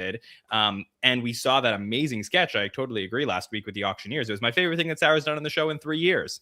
Yeah. She totally has it in her to be one of the faces of the show. And I think that she's really great at Weekend Update. But you know, I still not sure that I fully figured out why she hasn't reached her potential. And that was one of my shames here, because I think coming into this season, like on paper, she should have been one of the stars of the season. What Ella said, yeah, is that we do have very watered. Yeah, it's just like the whole idea of having Sarah on the show was a weird idea to begin with, and the fact that they really couldn't go with her more gonzo body horror things. Just it's like, okay, we've kind of tried that. We did have like the little flesh balls thing and the googly eyes sketch. But I do think at a certain point, she kind of got tired of trying to write sketches that spoke to her, and they would just get cut because we don't do that on Saturday Night Live. Why did we hire you, though? I don't know. And so I do feel like she struggled to figure out her space in the show and kind of just play the other girl opposite Chloe, who Chloe should just be the girl and Sarah should be something completely different. And they really hit on it with the auctioneer sketch. And you did see like, oh my God, that's what it made me so sad, Andrew, because I was watching it and I was having the time of my life. I was enjoying it so much. And I was saying to myself, I'm like, how many sketches did we miss in the last 3 years with potential for greatness from Sarah, just because she was so beaten down at her ideas getting rejected? Mm-hmm. And I will say it's not completely on the show. I think that she has to take some of the blame. I remember listening to an interview that she did, I believe it was with Jesse David Fox earlier this year, where she said that she always has good ideas, but not good sketch ideas. And I think that it is possible that she just isn't like the writer that we want her to be. But then again, PDD really likes working with Sarah. They've written some great sketches over the years. Jack Benzinger was brought in, very good friend of hers. Like, I feel like she has all the tools around her. Even like Carl, like I feel like there's a lot of people who like can get her voice. And has she even done a sketch with Carl? It's just like I'm thinking about like all the stuff that he's done over the years. I think he's mostly been focused on trying to get Cam over. Yeah, like I just think about like there's just so many missed opportunities for me. And yeah, I don't know. She's kind of like a woman in The Handmaid's Tale. Like it's like Bula too. Thank you, Alice. Bula too. Like does so much. Yeah. Like I just feel like it's like she's sometimes like again watered down or neutered. We've been talking about it, and yeah, I get it. Like sometimes that could be a good thing. I think in Marcelo's case, that's probably a little bit of a positive of like, hey, we're gonna just like hold you back a little bit from just like trying to take over the show because maybe that's like a little bit too much. But I don't think that she's the type of person that we ever got sick of. No, not at all. I think we might be ready to look back at season 47, and this is kind of a two-pronged good news, bad news that I'm about to drop. Is season 47 the hiring of James Austin Johnson, Aristotle Atari, and Sarah Sherman and PDD as a trio was such a promising landscape to explore of like we're bringing in people who do something different. We're also bringing in maybe the most gifted impressionists who can do Trump and he can do so many other impressions. Where are those other impressions? I want to see them back. We got to see them early on. Now we're only seeing Trump, not even like Lindsey Graham or something like political, but the Adam Driver, Louis C.K., things like that. And then the battlefield is so littered with people I wish were still here, like Chloe Trost, Aristotle, Emil. Like I really do feel like the show did have a good eye for what should be the future, and then for some reason got cold feet. Because but we can't only blame the show. I just want to be clear, because I think sometimes we get away from the conversation of how much do these people deserve some responsibility for them not making it on the show. And I just think like, I'm not calling anyone in particular, but I sometimes hear through the grapevine like things about, hey, like they're not great at the table, like they don't do, like we're not there to get to see them performing their sketches and then not getting them on. I mean, it is very tricky to say. We are not behind the scenes, but also I know enough about the behind the scenes and mechanisms of SNL that feel like they're also just not pushing young, fresh material or people in the right way. They're just kind of. But I can say for Aristotle's case, he did an interview with us. We talked to him. I feel like I completely get and understand his situation, and he ultimately just like nobody wanted to work with him, and he blamed himself too. And he said like, hey, like I just wasn't good at building alliances and connections and all of this, but. Ultimately, like when you hear some of those things, like he was still working his way mentally through the process. It was about a year after he left the show. But I just think there's a lot of things to consider when it comes to like what if scenarios with cast members. It's not always as clear cut, but the people who stay on the show that have found their way on, but we don't get to see the best versions of them. Those are the ones that drive me absolutely crazy. That is very true. That's why I wanted to highlight 47, because those 6 hires of Sarah, Aristotle, James, 3 PDD, we fast forward to we just wrapped up 51, and half of them are still here, actually more, because we have Martin still with the show in the writer's room. We have Ben now in the cast, and we have Sarah and James killing it stat-wise and being in every other sketch in a given night. So it's just kind of I'm not doing the what-ifs or the what-abouts. Just looking back at that era and season 47, which we did cover and got to experience live on this podcast, and seeing how it evolves it's not always the cookie cutter thing that they want of we're going to bring in someone who does this, someone who does that, and someone who does something that no one else does. Sometimes they assimilate and they come part of an ensemble, and it might not always be the way we want to. But we're going to go to question 3. What was your absolute favorite moment, Andrew Dick, of season 51, and what momentum should we carry into season 52? Oh, my favorite moment was We Talking TV. We Talking TV? We are talking TV. That 30 seconds, that could have also been on the DVD cover, is Kenan and Jack Black and Ashley framed in the background going, we talking TV for 30 seconds straight. My Best moment shot of the season. Yeah. And I loved, just, it's a very simple shot, but just, man, I loved that it was a slow burn to like really realizing that Ashley can just live in those empty spaces. And I feel like they had to kind of slowly introduce them more and more into each sketch until they just let it lay bare there. And it was full on Gonzo Space Ghost Coast to Coast nonsense there for just repeating one line for like a minute. I absolutely loved it. And I do like, I loved it because also everybody was on board for it. I feel like most people just thought it was funny. And then it was nice seeing people like Robert Smigel come out the woodwork and also just go like, yes, that is great. I love, like I love Ashley. And it's like, yeah, hell yeah, Robert. Now, the momentum that the show should carry forward. And we have not really talked about her as we are starting to wrap up the night. My outside of Ashley, my favorite story of the season is Jane Wickline coming into her own. A person who was really, really piled on for her first season. And even I, was kind of a little bit, it took me a couple episodes to figure out what her deal was. But I feel like the show, just as we get off talking about the people that, like Aristotle and stuff that just didn't fit into the show properly. I felt like there was a groundswell from the show itself, the people and the writers and the producers to go, no, we are going to make Jane work.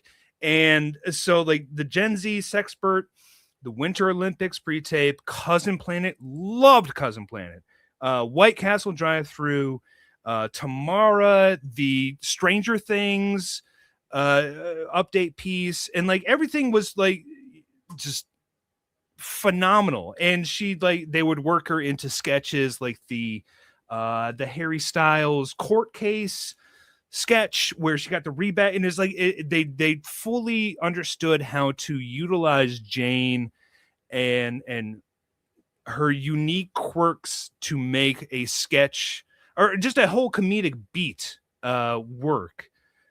Was very heartening to me because, again, over the last couple years, I feel like the show has just abandoned people and left them to die on the side of the road. And for some reason, I'm sure she's a sweetheart backstage. So everybody was like, no, you are going to like Jane Wickline because she is hilarious. And I'm like, yes, because she is.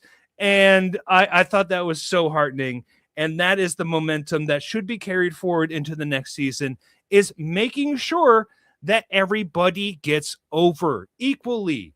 If you have a Larry Dean in your cast, give them a week to get the time in and work around them and make sure that I don't know.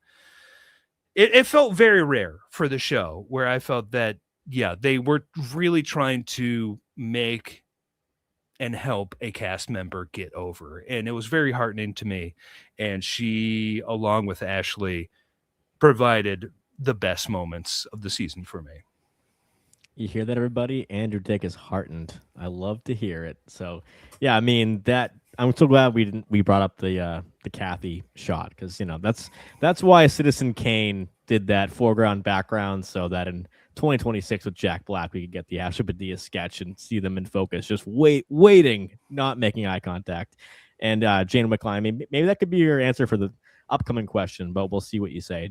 John, what about you? Your favorite moment of the season as we lean positive in question 3 and momentum into 52? I'd love to hear your answer. Sure. I think my favorite moment was Andrew as the Rasta MC when the music came on and he was going. For me, it's like some of those episodes I would go back to and I just see like a Forte sketch where just something crazy would happen. It's kind of the feeling of we don't have Olive Garden up here in Canada, so whenever I drive down and get that first taste of that Olive Garden breadstick, and I'm like, oh yeah, like I forgot how good this was. I just like I was so happy to see him go back to like a return to form, to get an opportunity to get something really great in his voice. Still stuck in my head a few weeks later. So I think that was maybe my favorite moment. Obviously getting to, see all the development of Ashley was fantastic as well. But I love the question about the momentum and things. I wrote down the same thing about Jane, Andrew, because again, I just want to keep in mind, like, it's not just as simple as saying, okay, we're going to keep her on one more season or 2 more seasons. It's also coaching. Like someone there figured out how to use her voice properly in sketches to the point. Like, I think Colin Jost helped her write the Stranger Things piece, and Right. like that's the first like thing that Colin's been on in forever. Like, you know, well, it's Streeter and Mikey, and that goes to show you again about, you know, you call it those guys as writers. Like, I think that those guys, like, you could, when we're talking about like potential future producers, you want someone who is a great coach, who someone is willing to invest the time to figure out, how do I make this square peg fit in the round hole? And I think with Jane, she is someone who needed more time. They gave it to her, and then they sort of started to figure out how to use her. And I will say, I think they're doing the same thing with Marcelo. I think that's the thing that I really believe that we reached this sort of like teetering point in his career where he got so much attention as Domingo that the show was like, all right, well, we got to just feature him everywhere. And then episode after episode, we were getting these sketches where he's playing someone typically in a very strong accent, you know, like that type of vibe. And I feel now he has become a much better supportive player of other people's sketches. And to the point where I'm like, oh, I could really see him like on the show for many more years being a great part of an ensemble as opposed to making this the Marcelo show. And so for me, like that is a great coaching decision of whoever decided to say, hey, we're going to feature you, but we're going to pull back on you being the one who grabs everyone's attention. So this type of momentum that I'm seeing from Jane, from Marcelo, the fact that they're investing in their players makes me feel like that's something that can carry to 52. Yes, the development, the farm team, give them a shot. We didn't see it with some people we mentioned, Trost, Aristotle, but we did also saw Devin Walker and Michael Longfellow, Molly Carney, you know, get second shots, third shots in some capacity. But the development wasn't there the way we saw with Jane Wickline and Marcelo Hernandez. Similar increases. Jane Wickline's rookie year averaging 224 a week up to 321 a week. So that's not insignificant, almost a whole minute.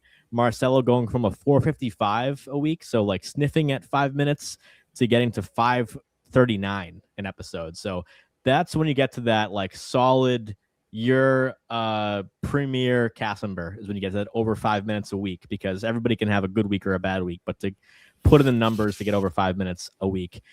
This question for me is something that I could change my answer, you know, every day you ask me it, but I'm gonna highlight Cousin Planet just to fulfill a runner that I started with John preseason when he had me on the Jane Wickline preview episode. And I think I talked about maybe half the show, like there's this pre-tape vacuum right now that's waiting to be seized. Yes. There's no Pete and Chris Red raps. There's no Punky Johnson to do raps. There's no Good Neighbor. There's no there's no PDD anymore. Like, who's gonna grab it? And we saw one cut for time of the car doors. We saw Jane and Veronica work with the drive-through sketch, which is great. But just seeing someone go there and say, "Hey, this is something we do on the show sometimes," didn't have to be musical. It was, and I loved it. But seeing someone go, hey, like, remember Laser Cats? Like, remember, Lo-Fi, Kyle Mooney? Like, why don't we just, like, do that, but, like, our version as, like, young women in 2026 and just go for it? But also, like, I do feel like its biggest appeal was that it did clinch on an idea that people have not done a sketch about yet. Of course, and that's always where do your weird cousins go? Like after Thanksgiving. So just it also clinched on a very like good. We have not done this idea in 51 years type of sketch, which is the ultimate in comedy. You know, listen to any stand-up talk is how can I say something that everyone in the audience has thought of but never like this? Right. So I'm gonna say Cousin Planet. Very, very hard. Question, and also I just want to wait before you do that because I want to wrap this back around to kind of what John was talking about with the cast list sketch of like too many people in a scene, You know, like this the whole season's been bogged down where like 6 or 8 people need to be in the scene, and they all have to have a game. And I truly do agree, and I really would love to see more of like Jane and Veronica as a duo. Like I do feel like a lot of my favorite moments of the season did have them as a duo. And just the show has not really done that in a while, maybe since Kate and 80. And that's been a handful of years now that we've had like a strong duo. And I feel like the show kind of lived and died by having very smart duos and trios that they could team up and know that they could smash a sketch together. And that's just, you know, what you get out of having a smaller ensemble. So Shout out Ego, Heidi, and Judge Mukes. Question 4. Give me your best trade proposal between the SNL and SNL UK casts that would benefit both shows, because don't just dump away your least favorite and take your favorite. I missed that part of the question. Yeah, okay. important part of the question, because you know we want both shows to succeed, right? So don't just ship them off, Andrew. Well, and you can go, you know, this for that. You can trade the writers. You can trade Lauren if you want. Whatever you want to do. Yeah, this is way too sportsy for me. I would just say that really the US show needs a George Fouracres. It needs the male equivalent of Ashley Padilla. Just the male all-rounder. I do feel like the male cast of the US side of the show has been just in dire straits, not dire straits, but way too similar, and kind of like, you know, it's like you got Ben in there, you got Tommy in there, you got Andrew in there, and they're all kind of like weird variations of the same kind of dweeby guy. And you don't have sort of the guy who is young and old enough to play an old guy and a young, like the dad and the son, and he's kind of trained to just kind of like just be everywhere in the show and kind of crush everything in a that type of fashion. But otherwise, I'm not taking anybody from the UK show. They've got a wonderful ensemble, and I've joked with my co-host Timmy that basically just take Ashley, take James, and take Jeremy, throw them into the UK show, and there you go. You've got SNL. Just cancel the US version, and you're good to go. Advocating for the cancellation of the show that we cover. Who would you send to the UK for George Fouracres? Who do you think they would take?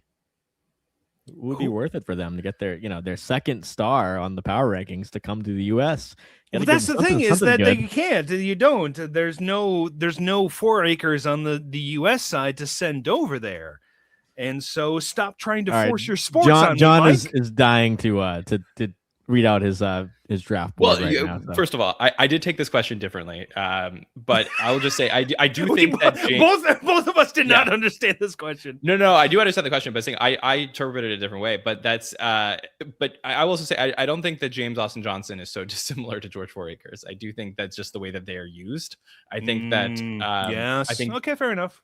Yeah, I think that James could easily be alongside Ashley in a lot of great sketches and has the ability. Well, that's the thing, is like he's been there for like 6 years, and I still barely feel like James is a ensemble player. He is Donald Trump and may get fed in for like a second elsewhere, and that really, really bothers me.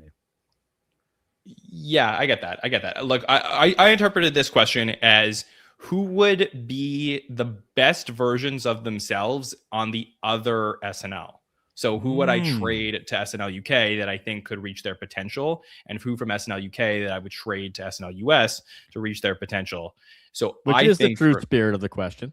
Yeah, it would improve both shows if both are reaching their I don't ceiling. feel like I misinterpreted the question. No, but I think I would trade Sarah Sherman to the UK because I feel like they would absolutely let her spread her wings. So I think that she would probably be supported in her ability to, one of the things SNL UK does really well is like they use a lot of IP that SNL US doesn't use, it seems like, in their sketches. Like they build sketches around like a particular, like Lord of the Rings. Yeah, like, well, I guess, but they don't even say it's Lord of the Rings. Like, That's what I'm actually, like, saying. did, Is that SNL UK would just call him Gandalf and not. Yeah, they would. whatever they call Exactly. him. Like they did that in the UK with the Mario sketch and stuff like that. So I feel like I would trade Sarah to the UK because I feel like at least we have a chance to see like fully potential Sarah there. And I think I would take Hamed in the US because I just feel like Hamed's presence as being like, he has like this big booming voice. He's obviously like pretty large in stature. Like he would come out there. Like I think when we're thinking about, again, like more diversity in this cast, I think Hamed would be fantastic in the US. So for me, Sarah to the UK, Hamed to the US, I feel like they would both maybe fulfill their potential that way. Ooh. Also, I think that's a smart trade as far as it when we talk about like in sports, when people propose these things hypothetically, there are like computers that could say like what would be a fair trade and would that work hypothetically. I think John's trade might fulfill both. See, John, you just want Carl Tart in the cast. Who's saying no? Like, I don't, well, I'm just saying you want to have it in there, and it's like, well, I feel like a lot of people would just be like, just put Carl in there. Fair enough. I'm gonna punt on this one just for the fun of it, and say I just would like to see one episode of Cam Patterson with an all British cast, and we'll call it that. Just because you get at least one great sketch of Cam Patterson's cadence and voice with an all British cast might be the sketch of the season. And finally, question 5, John, I'll go to you. What flew under the radar in 51? Because you're somebody who does at least one or at least 2, sometimes 3 or 4 podcasts a week on the show and sees it from all angles, from my angle with stats, from the hot take of just seeing it, and then to really unpack it on the round table. Shout out to the SNN, all this great coverage. So what flew under the radar after 20 episodes and 803 podcasts? I'll say from a negative perspective, I think the breaking up of PDD and then Ben being the one that ended up in the cast, like I feel like that's just like a conversation we were having in the fall that kind of went away as like we're trying to figure out like what it was about Ben as being the chosen one of the 3 to get in. Now that we're here, I don't know what we were talking about. Not on this show, John. Not on By the Numbers. We talk about it a lot, but it's a great point though, as far as the fan base is concerned. Yeah, maybe we talk about it here, but I just feel like generally there's like no question of like why Ben. Like I don't know. Like it's just like there's no. I'm still like a little bit puzzled by it. So yeah, I think that is definitely something that I think is underrated from like a negative aspect. I think from a positive aspect, I think one of the things that we're not talking about enough is just that no one was thinking about season 51. Like everyone was talking about the 50th, the election, the anniversary show. There was so much pressure on all these people coming back that there was bound to be a disappointment in the lack of momentum and hype around 51. And I feel for coming off this biggest season ever hype, they ended up having a better season than last year, and one that I feel a lot is more excited to cover. So I feel like we're not talking enough about how they did an incredible job coming off of something that they invested so much time and money in to make a better product. I mean, sorry, Mike. I'm going to go quick with mine just because it's a topic that people probably don't want to really talk about right now. Is there was a momentum that we were feeling from Jadge's Trump around election season that was like, okay, we know this guy can do Trump probably better than anyone. And we've seen him flex that for a while now 53 times. But I thought they were going to maybe take a new angle by having the incumbent president. There's so much to cover with Trump every week. And they stayed the same. They kind of stayed the course. And I think they got a little bit more cutting this year.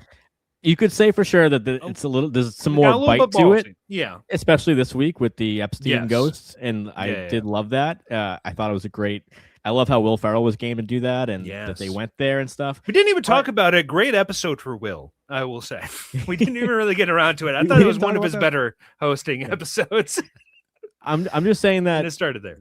people have already siloed themselves into like, never want to see Trump on the show again, to people who being like, but the impression's so great, like they have to cover it. It's SNL. They've been doing it since Chevy Chase and Gerald Ford. Like, deal with it, or it gets clicks and all that stuff. But I mean, under the radar, in that like they had a chance to maybe have a different version of Trump that Judge could channel. That was maybe like the older, more tired Trump, like the sleepy Trump, the more dementia, this new Trump that we're dealing with, that the hottest Trump we've ever had. When we see Judge do it now, it's like, oh man, like he almost makes Trump seem just more energetic and funny, and like I don't see that in real life. And I mean, I want it to be That's funny. political satire on SNL throughout the ages, is they make them way more competent and coherent than the real person, and it has to be funny at the end of the day. But I was saying under the radar because it was something that coming in out of 50 in the winter and spring after Trump was inaugurated for the second time, there was an opportunity that I think that didn't go for. So I guess I could have used that. I didn't answer your question too, but I'm going to say that's under the radar for me. Andrew Dick, what about you? Under the radar in 51. Brad and his dad. Thank you.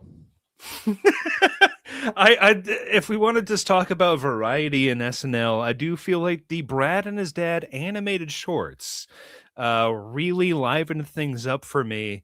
And I don't get to watch the shows much with my mother anymore, but we used to watch the show together a lot. And we were on vacation during the Nikki Glazer episode. And so I'm pretty damn sure there was one that aired then. And she totally thought I had switched the channel over to Adult Swim. And I was like, no, Mom, we're still watching Adult Swim, or we're still watching SNL right now. And yeah, we both had a giant laugh, and I really think they've done two. One with Josh O'Connor as well. Okay, in that episode, anyway. Yeah, so they've done the two, and I just I always love. Again, I'm a big Smigel head, so I always love when the show can work some animated shorts into the show. They did the Teenage Mutant Ninja Turtles thing couple years previous as well, and so that's great. But also I just feel like the show, again, the free sample sketch with Jeremy and Melissa McCarthy, I'm probably going to repeat myself for the 80th goddamn time, is that the show can do lower key slice of life material and people can still like it. Like the free sample sketch really got over for everybody, and you could do things that are just focused more or less on the performance, and the jokes can be a little bit lesser, not big huge laughs, but the enjoyment of it is really just how everybody performs it and how they live in the scene. And just every so often I feel the show like they try one out and it works. And then it's just like, well, wait another 6 months until we again stumble into doing that again. And it's like, damn it, that's a part. Like, I just want variety in the show.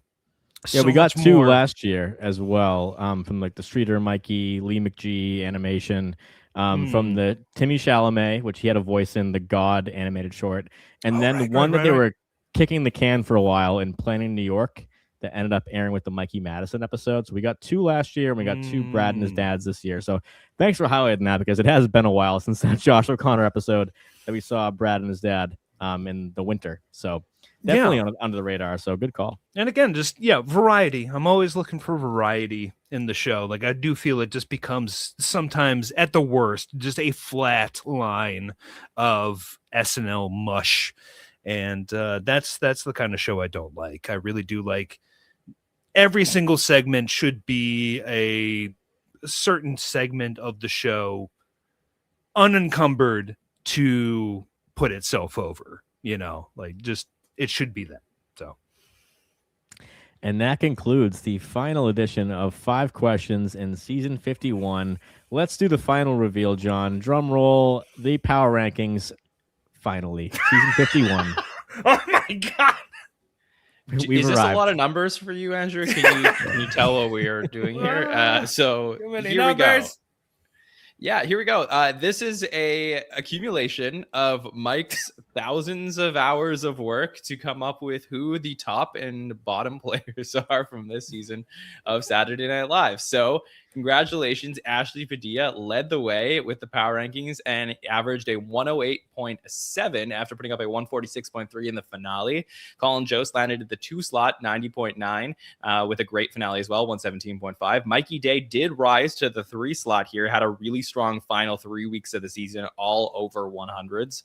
James rose to the 4th slot, finished at 85.1 with a 118.9 finale. Sarah did fall to the 5th slot here for the final time. 85.0 was hers, just slightly behind James and Mikey, but did have a weaker finale with a 39.5. Marcelo comes in 6th, 83.4 with a 64.0. Chloe remains in 7th, 79.7. Kenan's a 72.3 after a 13.7, so a very low number for him. Then we drop down to Andrew in 9th, 66.5. Veronica, the highest rookie of the season, at a 61.0 after having a solid finale there. Jeremy comes up next, rose above Jane, falls at the 11th slot, 56.5 with a 140.7 finale, so huge final stamp of approval for him coming into or out of his first season. Then Jane does fall to 12th, but still a pretty good season for her, 52.5, but an average episode 56.2 this week. Ben is in 13th at a 50.1 with a 74.5. Michael Che puts up a 49.6 for the season in 14th place after having his best episode in a while since the premiere. So yeah, good stuff for him. Tommy, 46.1, the second to last of the entire cast. And then Cam at the bottom with a 35.9, lowest for the season. But will he stay? We will find out. And there you have it, folks. There's all the data. This is, if you're wondering what Andrew Dick was reacting to, it's because there are 336 numbers on the screen right now. For the audio listeners, there's a lot of numbers on the screen right now. So this is the impact that each individual makes in a given episode, ultimately average into one number. So as I said earlier in the show, you can have a good night, a bad night, but over the season, do you really bring the heat for 20 episodes from October to May? And Ashley Padilla did just that. I'll do my opening take because I have the data from last year. What gets Cam a 0? Was he just not there for week 12?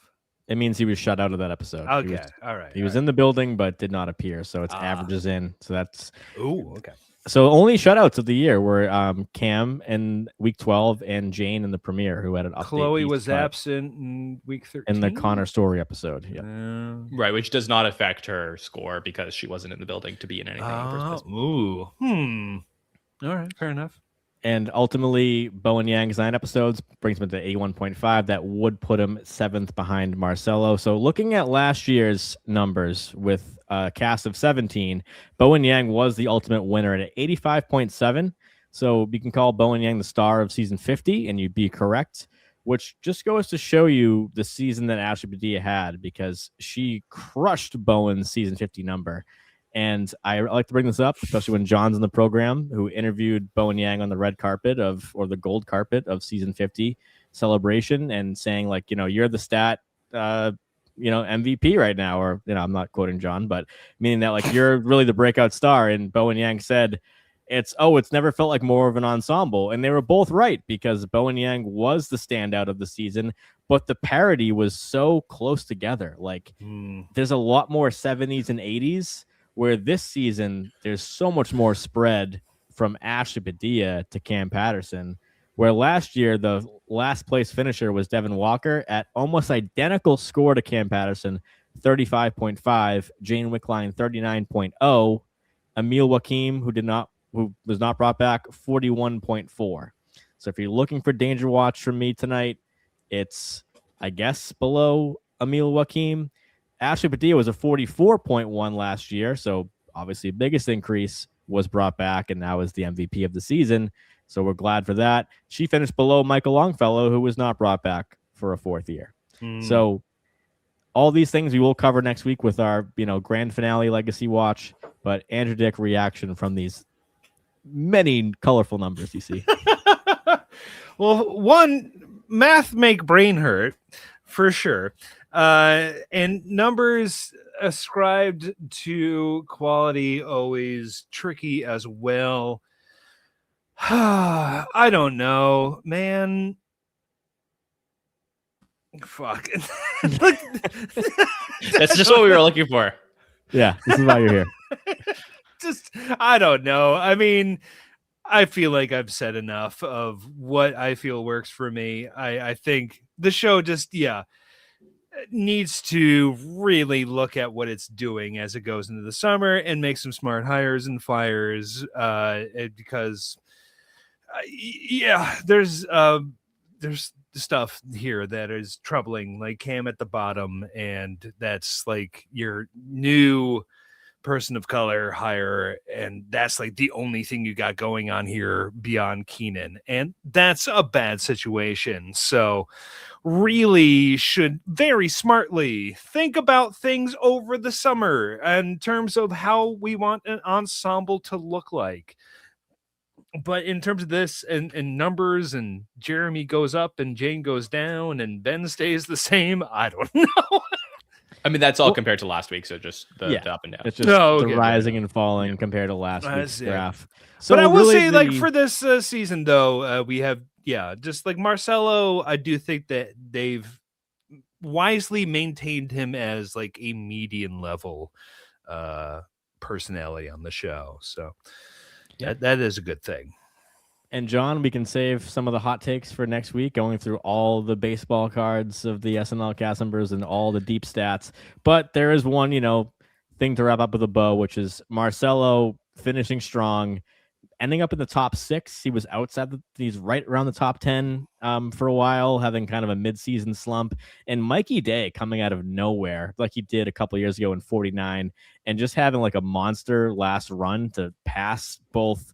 I guess all of James Austin Johnson, Sarah Sherman, and Marcelo. Chloe Fineman having like a career year and then really falling behind. Kenan being 8th as the vet, as we talked about earlier. Colin Jost had his best season of his career, which is, maybe talked about too much. And just, Jeremy Culhane having a really strong finish to almost get to, top 10, but Veronica just keeping herself right in top 10. So a rookie did finish top 10. Not much to talk about with Ben Marshall, but he did have a strong final 3. So I'll give him that. He did and kiss some guys. He did kiss some guys. And Dismukes, disappointing to see him 9th in this part of his career. So he had a okay finale with a couple appearances. He had 3 appearances when a lot of people had 1 or 2. And he had the roster driver sketch a couple weeks ago. Yeah, somebody did say that I've not spoken on my namesake's overall season, and I do feel like I love Andrew Dismukes, and I do think that this should be his last season, and the Rasta Uber driver should be seen as his coup de grace. Like that's his Miss Eggy. Yeah, love Andrew, him, but yeah. Do you think that this could be it for Mikey Day? Because we saw. I think it should. Yes, no. I think it will be. Mikey made me so mad in that operation sketch. I'm not even going to get too penis removal. Yeah, penis removal thing. Where he's just laughing, and Chloe's just laughing through sketches, and it's too late to get into it. Oh boy, no. Like Andrew, I've said before, we're only at the 2-hour mark. I know. It's like 100 episodes by the numbers. We're going all night. But I think I said this December, where it was just like Mikey. I would have been completely fine if he was there in the writing staff with Streeter, and they're helping get the new folks over and working with them. Mikey as a cast member now is just as baffling as Kenan. Like. It's just, come on, man. Come on. Go. He's got double the episodes as me. He's got 200 on SNL. That's true. Well, that'll do it. So, hey, Mike, you didn't come to me. I thought you wanted to save all your fire heat for next week. But I guess please so. Go ahead. Wait, I'm dead now? Oh, no, I'm back. Good night. John Schneider, what say you? Yeah, fine. I will say most of my takes for next week. I just want to say a couple things. One is that congratulations to Ashley Padilla. Not that she needs any more praise, but sincerely, I do believe that For the first time, congratulations, Ashley. For the first time, I Under think the Ashley radar. had a good. Yeah, no one's talking about it, but I think Ashley had a good season. I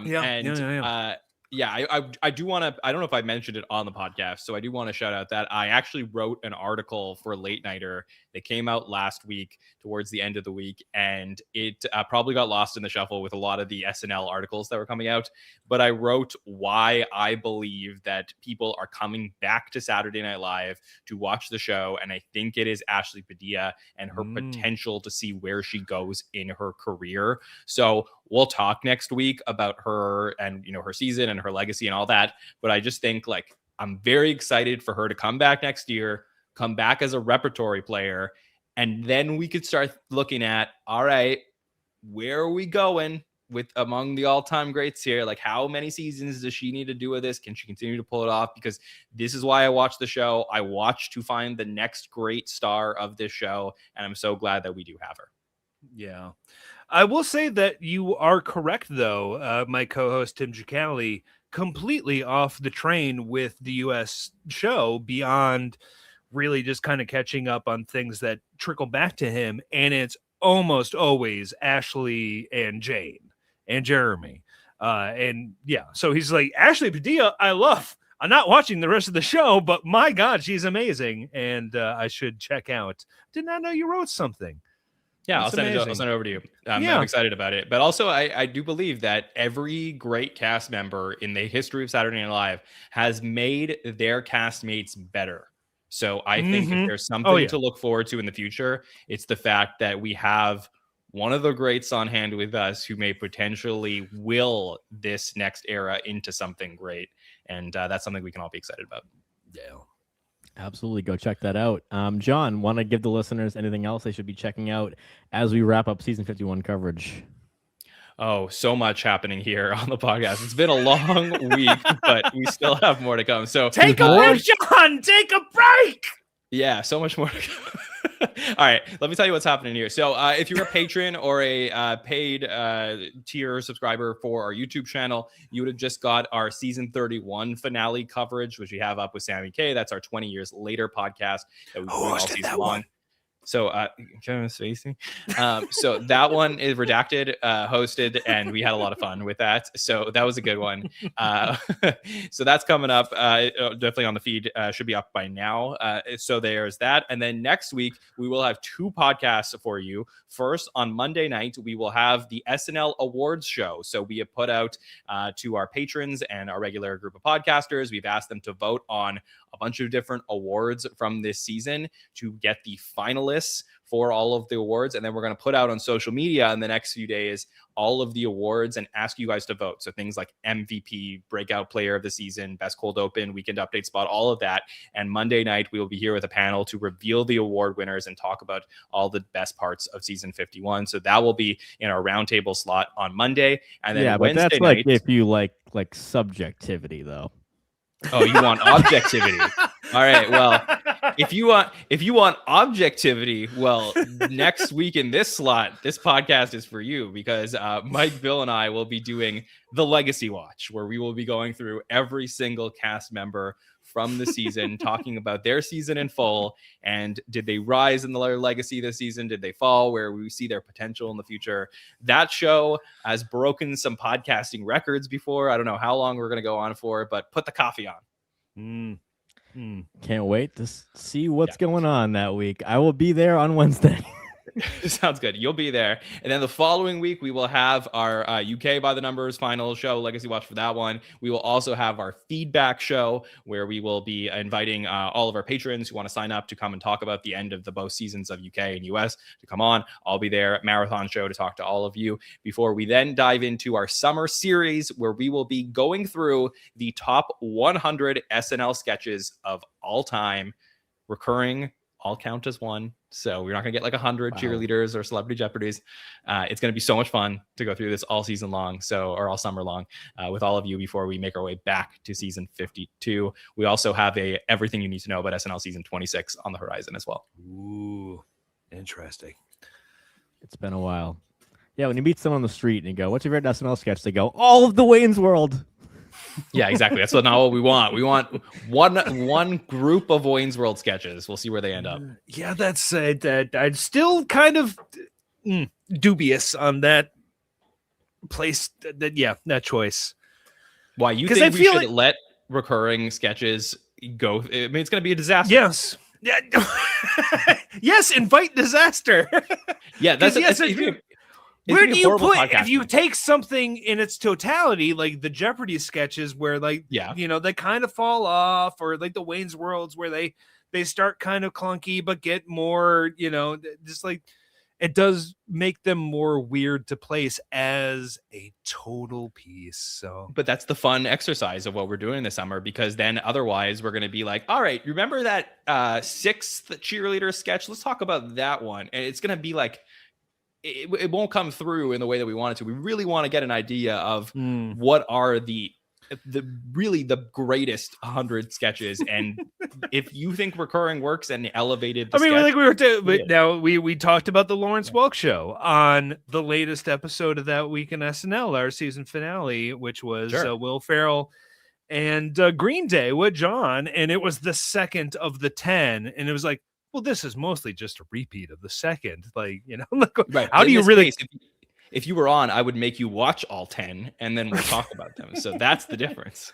That's true. If you do a repeat of last year and Bill Kenny steps in, get me and Andrew to talk about, one of those. We talked about Charles Grodin last year, which was a lot of fun. Well, I may have to take a couple week hiatus this summer, so we'll have some guests come in. Yeah, put me in, coach. Put me in. We'll be around. Yeah, thanks. Andrew, Dick, this has been so much fun. I love this tradition. I think it's better than the joke swap, in my opinion. So thanks for coming back. And what can we look out for on your show? Because it's just such a great show that if you're not aware of by now, then what are you doing on Twitter? Go check out That Week in SNL.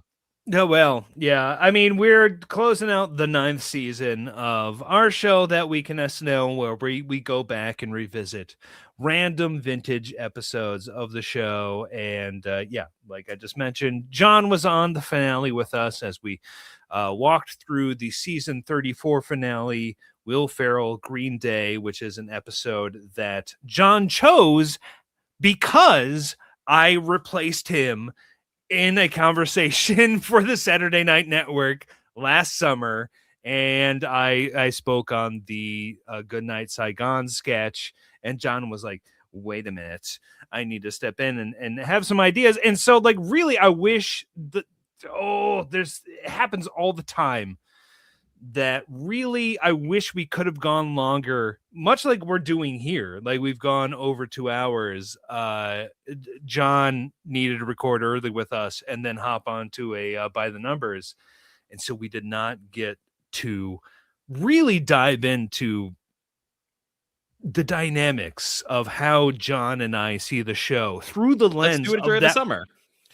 Huh? We could do it on we could do it on your podcast. We could do it here. We could whatever you want. But let's do a Hello Saigon episode. Oh no, it's Goodbye Saigon. Or no, we're saying hello to Saigon. We're saying hello Saigon, and we're going to talk more about it. Hello. It was really a conversation that I do feel like it's like, oh, we have it hard out, and we got it. Like, I want to save space for these conversations, and I do feel like we got there, but. Ellis, I'm going to say, might not be a top 100 sketch for me. So, it's an interesting episode to, I feel, find the collide between me and John on how we view SNL. And if that sounds fascinating to you, it will be coming out on Friday on the main feed. And already available on Patreon. If that sounds interesting to you after the last 2 hours and 17 minutes of what we just got here tonight, which was a great show, and I think we got to see John and Andrew's view on SNL, but we could always use more, so please go check out the show. If that is interesting to you. So, well, this has been fun. I can't wait till next year. And wow, John, 100 episodes of By the Numbers. We started out as SNL Stats. That's how we met.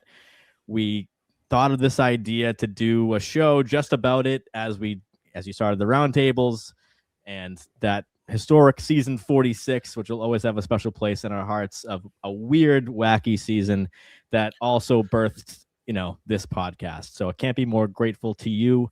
Can I for drop this the show, first F-bomb on the and, 100th episode? Fuck! Yeah. I think you already said that. I don't know. Oh, yeah, I think it probably did, yeah. I think you Sorry. fucked before, but I would also I just want to say, Mike, as we're just celebrating the 100th very quickly before we wrap up the show, that when we did start By the Numbers, I was hosting the show and you came on as our numbers correspondent, and we handed off the show to you to host, and you took it in a direction that I could not be more proud of. So congratulations. There's nobody that works harder than Mike. You should see the amount of hours that he puts into putting all these numbers together for you guys. Oh, I heard this before the show, and Yeah. it is, you do not understand the work these guys put in. It really is beyond the beyond. Oh, well, that's very nice. But seriously, Mike, just one of the greats, one of the goats. So really do respect how hard you work on this. And I'm glad that so many people have followed your show every single week. Appreciate it. It's been a blast. I'll leave it at that. And I'll thank John Schneider, Bill Kenny, Nicole Rovine, Andy Hoagland, Ellis Mitchell, Justin Gardner, Eric Godding, Sammy K, Law Murray, Sam Smith, Rebecca North, Andrew Haynes, Rachel Chang, Thomas Senna, Andrew Dick, Amanda Mitchell, Rich Stackenberg, Sean Grant, Victoria Franzo, TJ Randolph, Kirsten Raiola, Amanda Barkin, Zoe Walker, Jamie Burwood, Andrew Haskell, Gabby Forbes, Bennett, James Stevens, Nicola Cross, Darren Patterson, Rachel Nicewander, Emma Stone, and Woody Harrelson. If you know, you know. Everyone at the SNN and all the listeners and all the patrons. And good night, everybody. We'll see you next time.